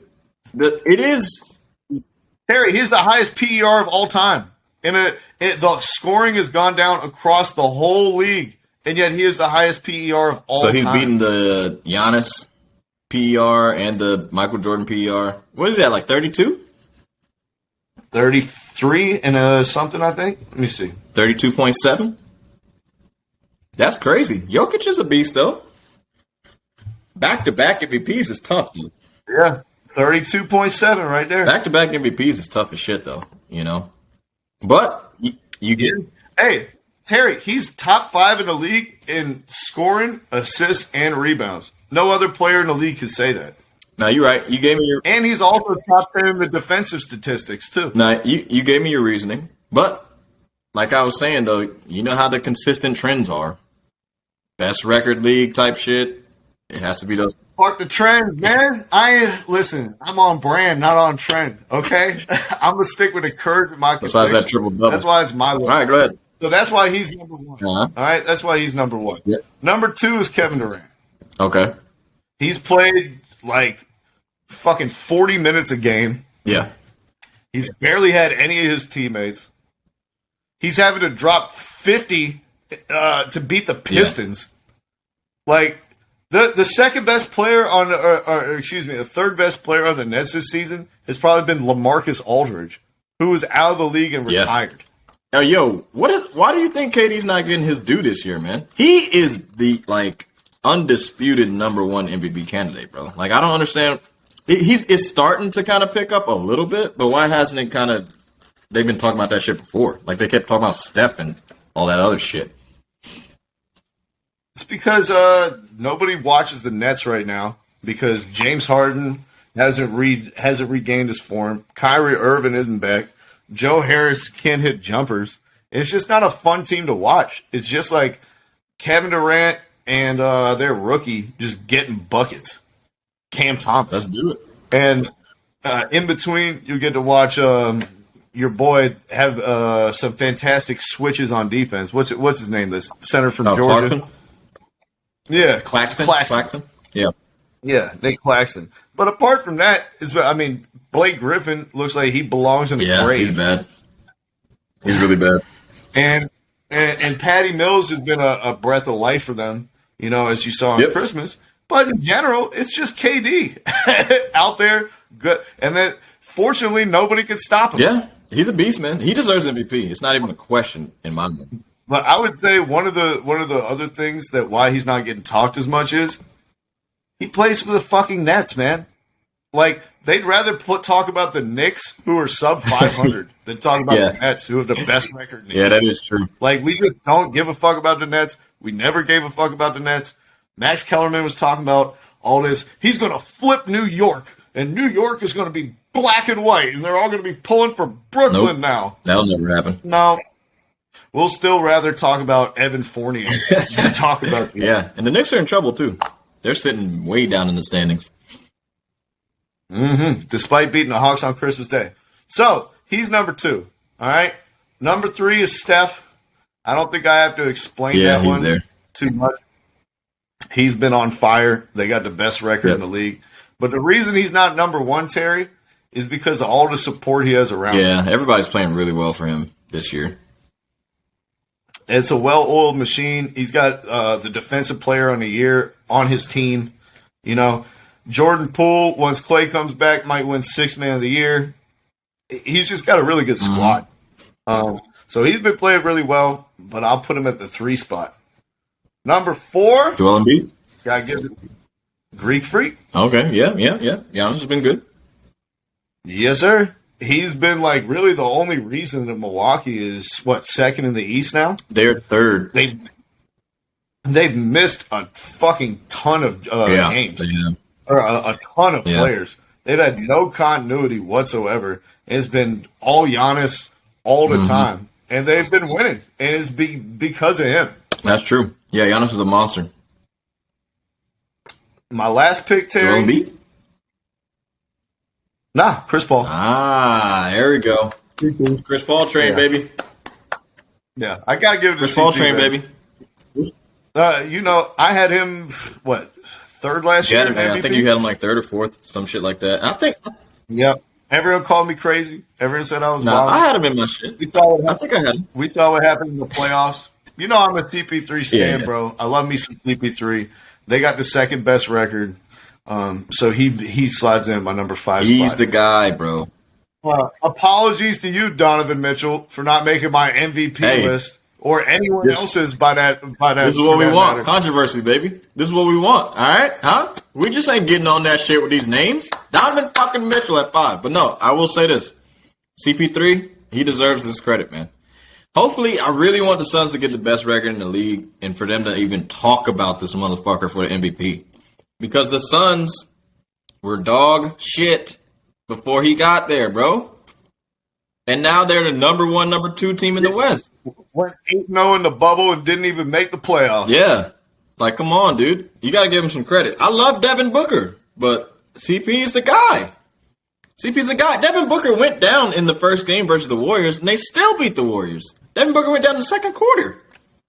Give this man some credit. That's a statement game.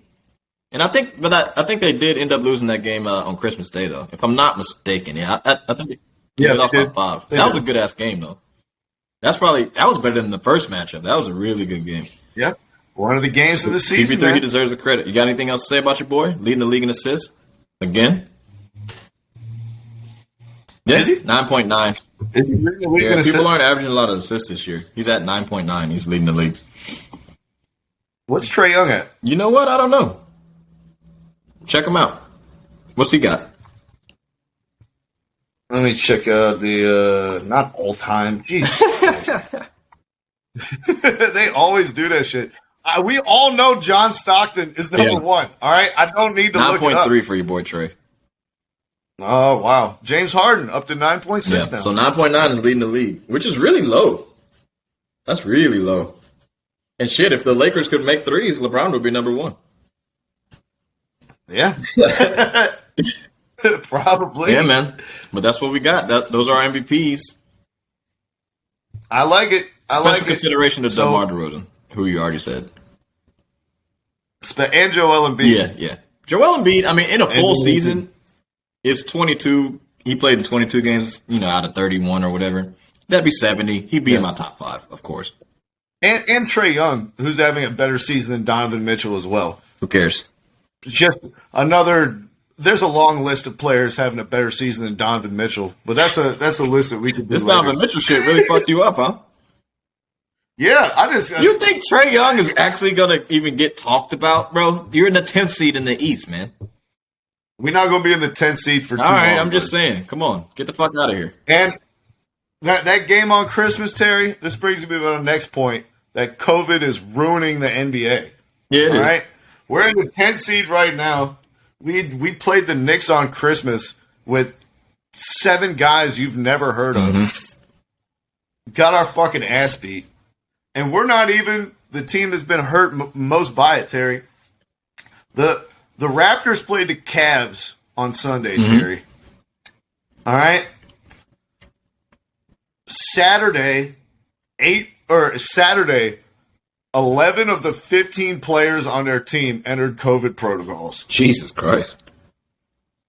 The top 8 players in the rotation were all out. Wow. They signed 8 players in one day to get to the league minimum amount of roster that you have to get a game. The 8 Raptors, they all played in a 144-99 loss against the Cavs. Jesus Christ. The players that they signed, Terry, they met with their coaches for the first time about 75 minutes before the tip-off and got 25 minutes to practice with the team. And this counts as an official loss on the record. That's a travesty, man. That's not... Terry, is it time for the NBA to suspend the season? Well, I think they probably should have done something for these Christmas Day games. I will say that. You know what I'm saying? Because we didn't get to see KD. Kyrie was out. I feel like you could have at least, like... didn't play. Derrick Rose. Yeah. I mean, I feel like you could have shut shit down for 2 weeks just to ensure that you got, good fucking Christmas Day matchups. But even if we look at the Knicks-Hawks matchup by itself, the Knicks this season are a fucking 14 seed or like a 12 seed or some shit, and the Hawks are a 10 seed. If all things are healthy, those 2 teams are fucking playoff teams. You know what I'm saying? Like, without a problem. That's one thing. The Raptors game should have been suspended. That's a fucking joke. Like, signing all these random people where you don't even know where the fuck they've been on these contracts. Yeah. You know what I'm saying? And now, exactly. And could you imagine being a fan and you bought tickets like a year ago to see the Raptors play the Warriors or something like that? A rematch of the NBA Finals, and you're watching 8 guys who weren't even on your G League team? Yeah. Like, you couldn't even pull enough people from your G League team. You had to go off the street, literally. Yeah. And I paid my money to go see this. No, they should give refunds to every fucking person in attendance for those joints. Definitely. Like, this is becoming a money grab of epic proportions. That's like really starting to piss me off. Chugging along. They just chugging along like it ain't shit. This NBA season is fucked. Like, it's almost completely fucked. It's like, how are we going to compare these records? And like you said earlier about like Joel Embiid, he's only played 16 games. Well, he's only been allowed to play 16 games because of all the COVID protocols, right? So it's like, how are we even going to have a fair baseline to compare anything in this season, like to compare the players to each other in this season, or to compare this season with past seasons? Like, there's no benchmark for performance. No. It's all over the place. It's the league is just scrambling around, like trying to hold a piñata back together after it's been hit about 75 times by a little Mexican girl. And all the candy is falling out the sides, Terry. Hey, look, I don't want to get no strike on our video, but I will say this. I'm going to give a suggestion. There's two ways you go about this. You either just fucking persevere through this shit and you say, this fucking strand is weak as fuck, and if you got it, just fucking play. Or you just shut the shit down because you're not allowing a lot of people to play into the games, and you're fucking up everything. You're signing guys off the street. I mean, shit. I might even get up in the NBA. They keep doing this shit. Let me get up. Sorry, me. You know who started for the Hawks against the Knicks on Christmas? Who? Lance Stevenson. He's horrible. That's not a joke. He was playing in China 2 weeks ago. He was at the epicenter. Right, and now you bring him back? Hey, I'm sure he had to get like 3 negative tests before he could get on the court. But still, man, like... Fuck. They gave him 10. They're like, you coming from the Wuhan? You were playing for the Guangdong Tigers? And you know Terry in China, they don't have like private jets that they fly around on. You're taking your flights in those Chinese airports with the other billion Chinese people who all have the virus. I mean, shit, man. You said they signed Joe Johnson to a fucking contract. Darren Collison, they were talking about signing him last year. He got signed this year. Isaiah Thomas hasn't played for teams. Like, I'm sure Jamal Crawford might end up playing this year. Yeah, Lance is back. It's like this is a joke now. No, this is a fucking joke. You signing up dudes from the Big Three. You signing up dudes from the fucking Big Three basketball league. Still waiting for us to sign Coutinho Mobile. Rasheed Wallace might get a little sign up. It's crazy. Man. It's fucking crazy. That's what I said, though. Either we just play when dudes have COVID. Like you said, you think they've been playing in games with COVID anyways. Either you just start playing it because this fucking strand, this Omicron strand is weak as fuck. Well, do you see what the NFL said? What they said?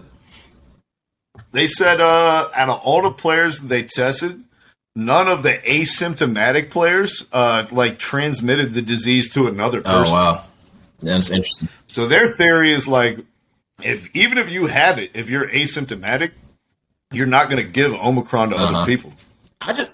So that could be a potential thing. Yeah. I think they should just play without courtside seats and just play like that. Like, just no courtside seats and just you play. Get rid of... I say suspend the season. You suspend it? You just don't like the way it's going? Lose the money. Play through COVID. This is a sham, dude. If this, it doesn't look like there's an end in sight, Terry. It's ramping up and up and up and up, and the numbers nationwide, every country in the world are just going up. No one's going down. No one's going level. All right.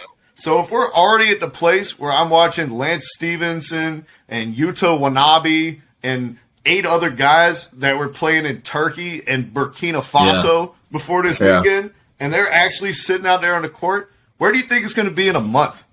It possibly could get bad. It really possibly. And so are we going to continue to make a mockery of the competition in the league itself? Yeah. Are we really going to count these games against these teams' records? When I watch the Delaware 87ers play the College Park Skyhawks, and we'll count this as a game between the Sixers and the Hawks? I don't think we should, man. I don't think we should. I mean, I'm cool with a shutdown. Just do one or the other. Just do one or the other. Have it. You know what? If we're gonna do this, let's do all replacement players. If we're like, I ain't watching that. You know what? We're gonna count all the records. But you know what? No one who started this year on an NBA roster is allowed to play. I'm not watching it. You have to have all new players. I'm not watching it. I love basketball. If we do that, then that's fine. If we do the replacements like it's Keanu Reeves. No. I'm not watching it. I love basketball, but I ain't watching that shit. I'm not watching it. We watched replacement refs in the NFL, and that shit was garbage. Imagine replacement players in the league. Fuck no. Are you crazy? No, I'm not watching that shit. Do you remember when they did that in the NFL? The NFL refs? No, Oh, the players. No, I don't remember the year. No. Yeah, I think it was like 94, 95. They had a lockout, and then they were like, yeah, we're just going to play without any of the players. I wonder how the ratings were. Because people really love, like... Oh, people liked it. They didn't People love the NFL. Like, they love their NFL teams, so I feel like they would watch it. I'm not watching the Knicks if I don't know the dudes. That's not... It's a player. Yeah. It's a player league, baby. This ain't no team league. I'm not watching Ivan Johnson throw alley-oops to fucking... I don't even know Adrian Payne. Shit. Just like get Sean May and Rashad McCants, get like the old ass UNC and Duke players back. Like, no, this Darrell Scott, we get to see him play John Shire. This shit's done because the NBA, and I don't know the numbers off the top of my head, but I'm pretty sure they're up there with like the highest vaccinated league, like all the sport leagues, and their shit is still getting fucked up. So it's like at a certain point, you actually have to look at it as not a money grab and actually like player safety and preserve the product. But we're starting to realize that the vaccination doesn't really have any bearing on whether or not you're going to get COVID. Nope. It really just determines like how much you can spread which it. Which is this is from an article in The Athletic, Terry, an excerpt. This is about the NFL. Mm-hmm. All right. According to league figures, more than 94% of the players in the NFL are vaccinated, and close to 100% of the coaches are. Per the NFL Network's Tom Pelissero, there were 46 players who tested positive on Thursday, bringing the total since the start of last week to 320. Wow. So 320 players, Terry, got COVID between Monday and Thursday in the NFL. Damn. That's crazy, man. Yeah, I don't know. Shut it down. Shut it You just down. Like shut it down? Yeah. Terry, we haven't had as a Hawks fan a Christmas Day game in my lifetime. Ever. I looked forward to this game all season. And then I got to watch Lance Stevenson.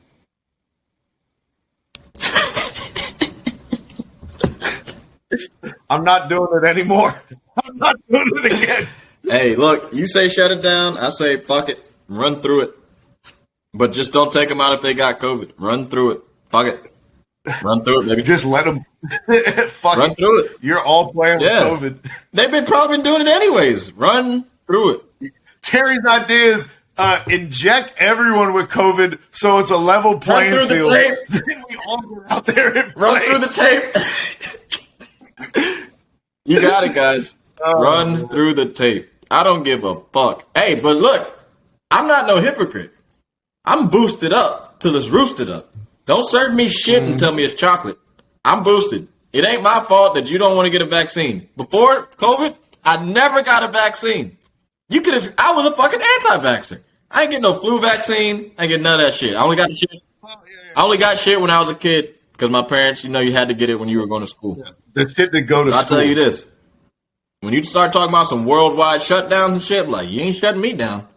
I'm going out. I don't give a fuck if I got to wear a mask or not. Just fucking do what you need to do. Stop being a bitch.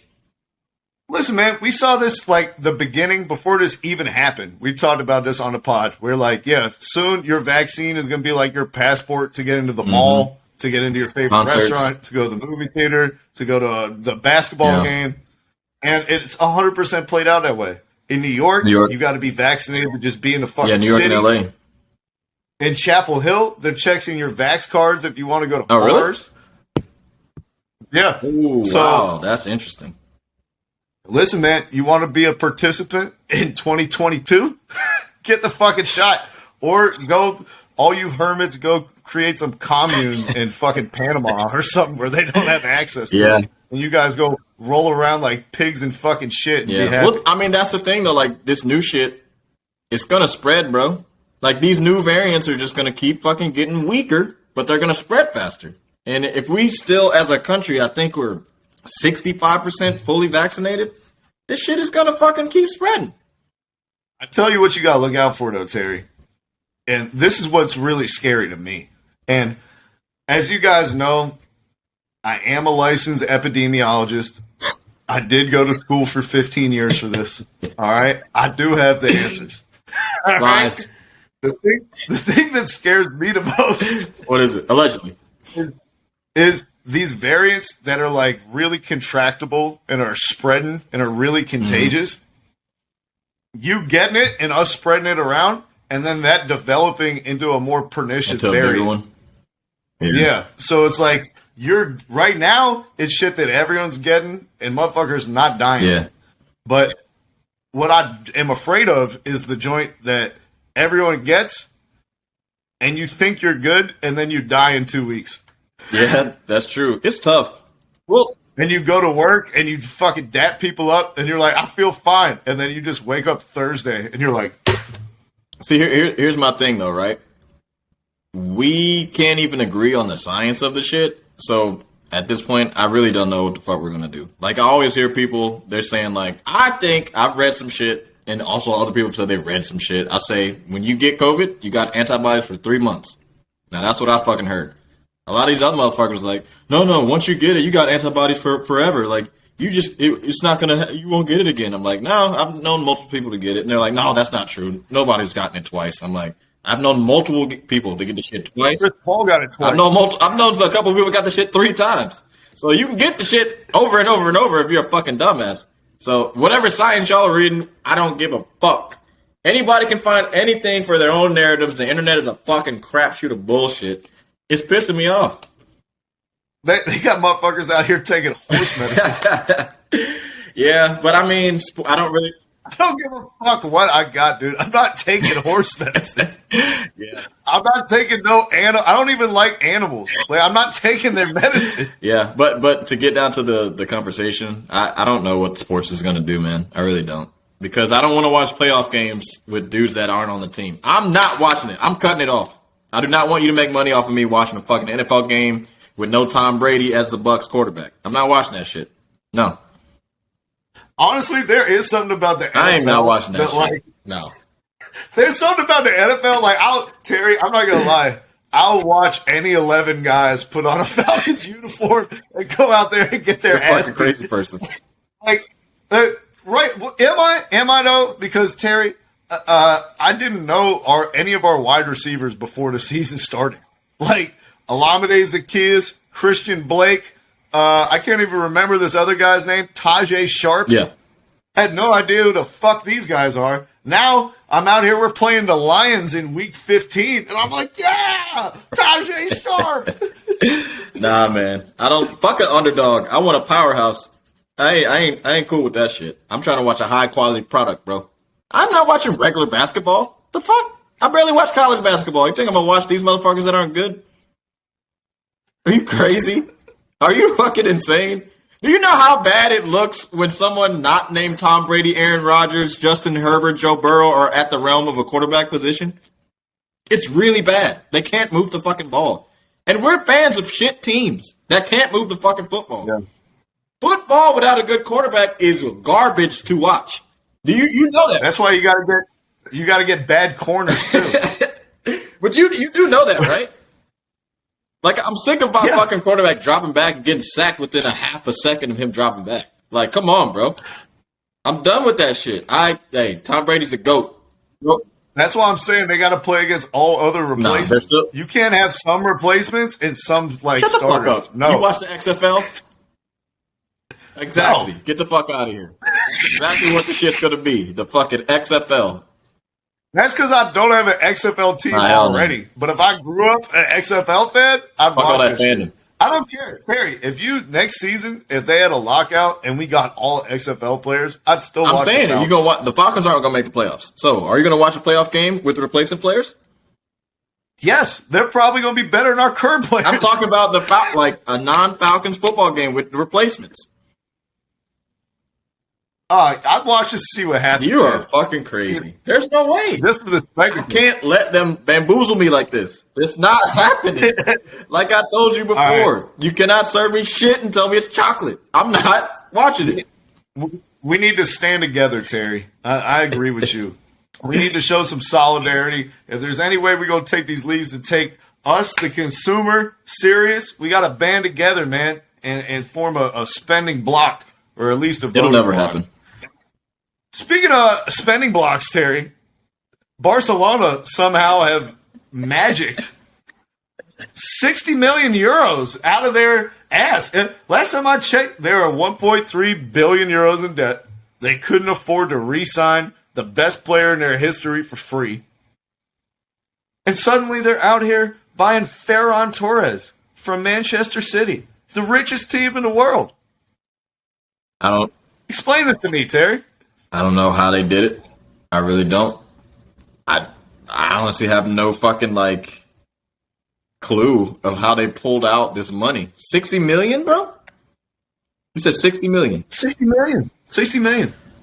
Euros, not dollars. I mean, euros. Did they start a GoFundMe? Did they get some donors? Did they get some donors to come in and give them some money? I thought that all your money was on the books and you couldn't pull or allocate random amounts of money. It had to be revenue from just your team. They said we couldn't re-sign Messi. We didn't even have to pay a transfer fee for him because our salary cap. We're already at the top. Unless they figured out a way to reduce some of the players' salaries, or they already have pre-agreements to get rid of certain dudes during January. That's the only way. I figured it out. I figured it out, Terry. I figured it out. The salary cap only applies to salaries. Yeah.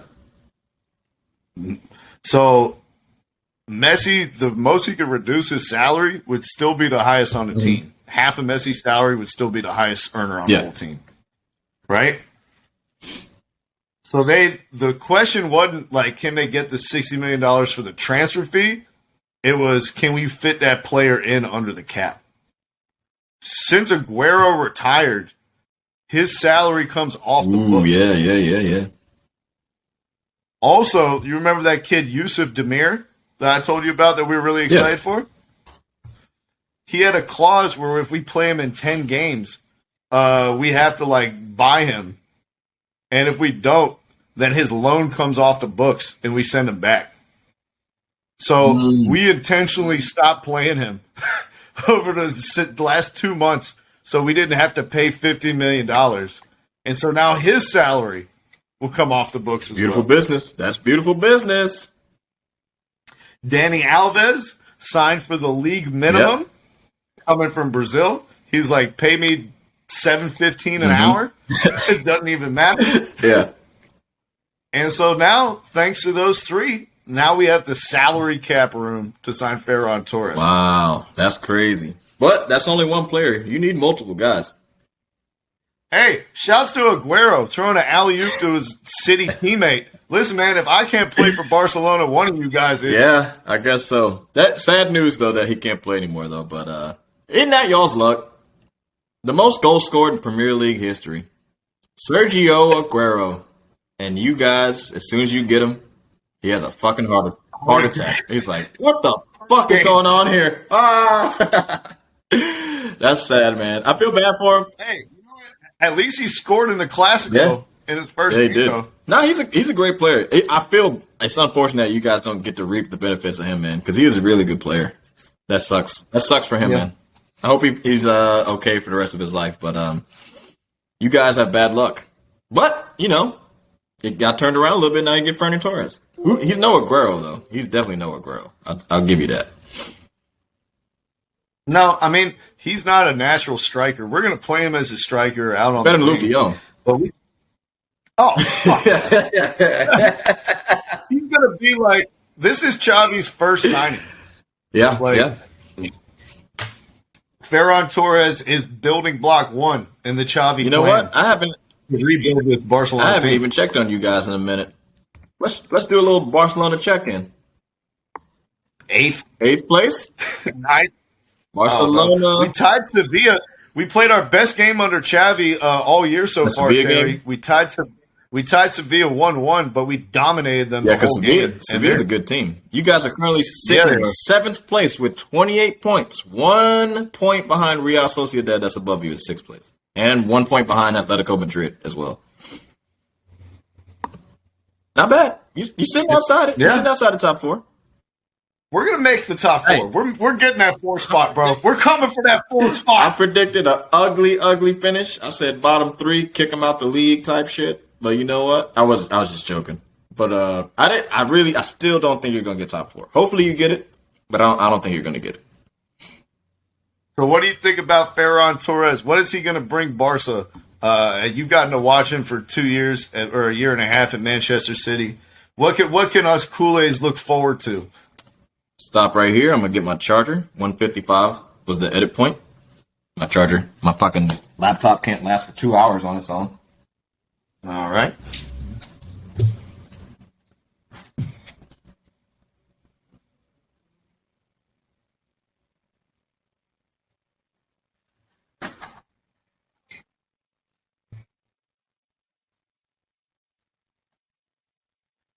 Da, da, da.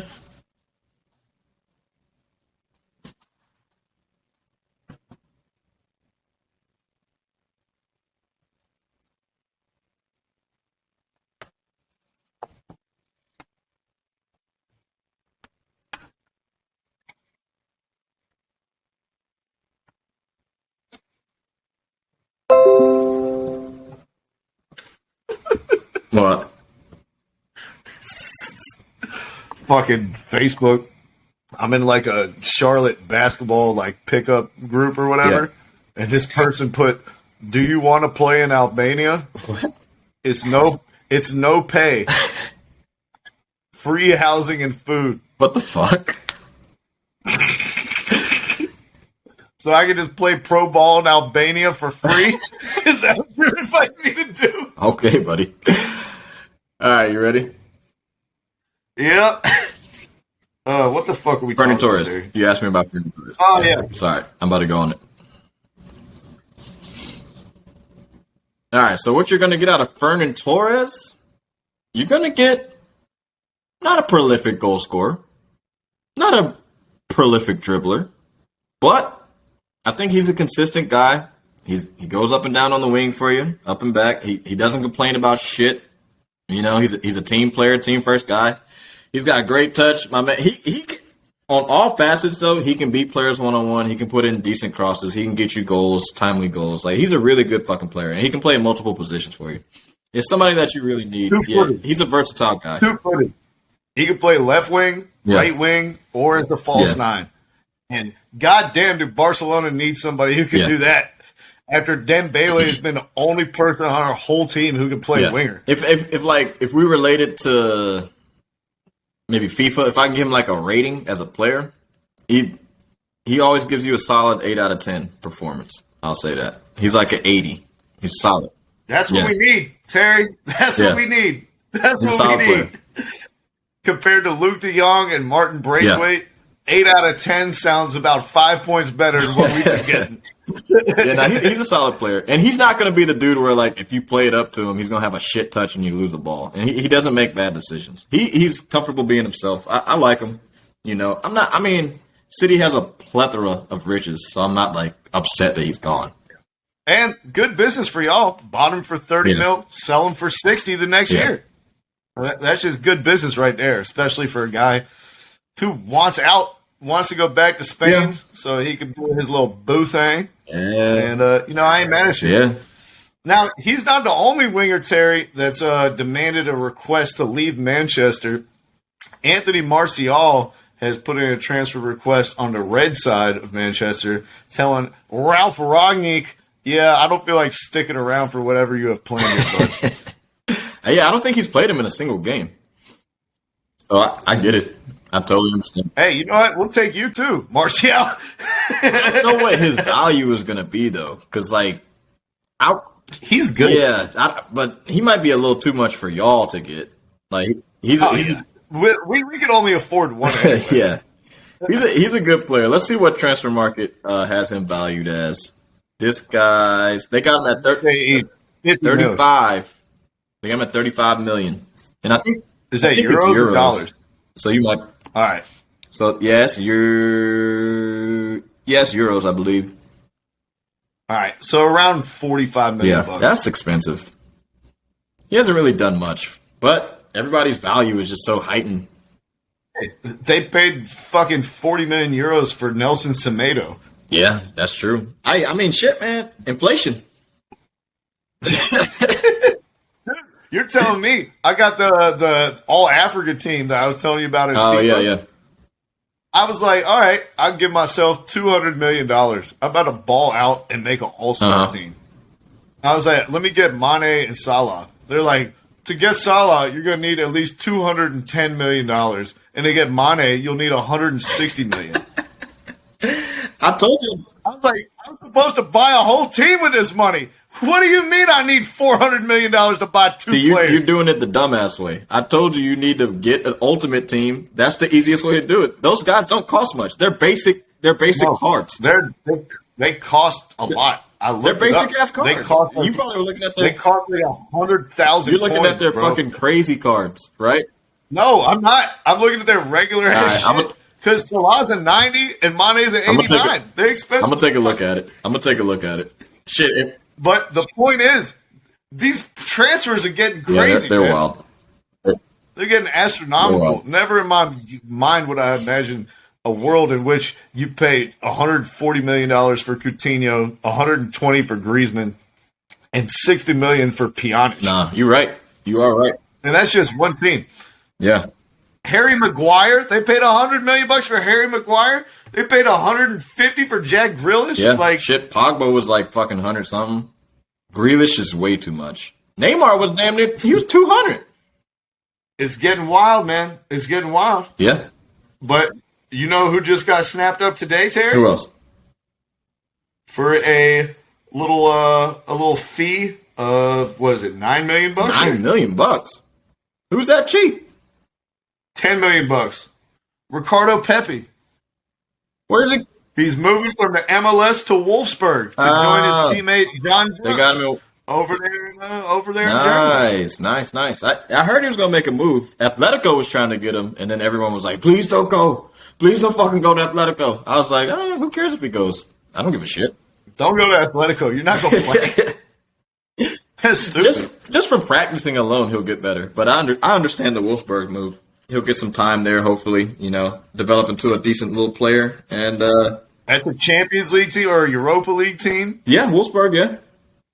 Yeah, they're a Europa League team. Step up in quality, step up in league. It's a natural step for Ricardo Pepi. Shouts out to the young man. Only good for the U.S. national team. Who would have thought that all those years, World War I, World War II, when USA and Germany had all these fights going on with each other? I mean...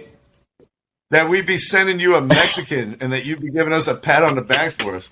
There's so many American players here. I'm not talking about Mario Gomez. The German legend. Yeah, right.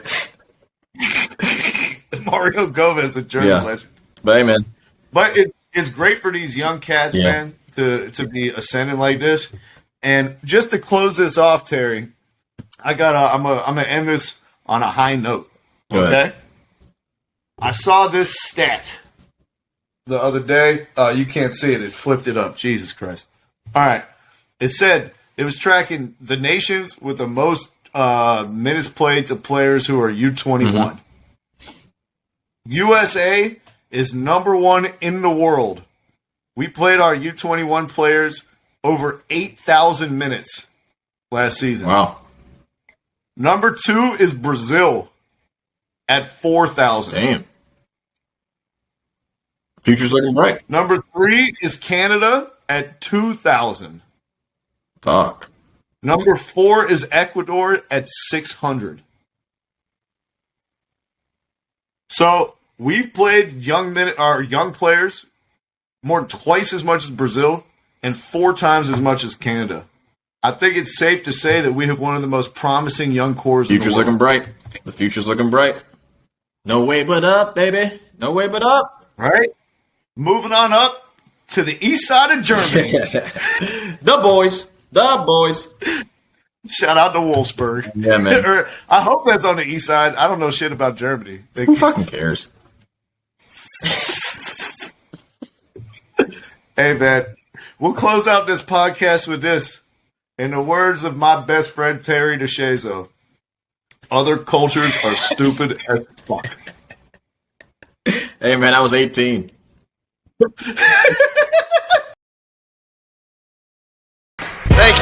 Thank you for listening to our podcast this evening.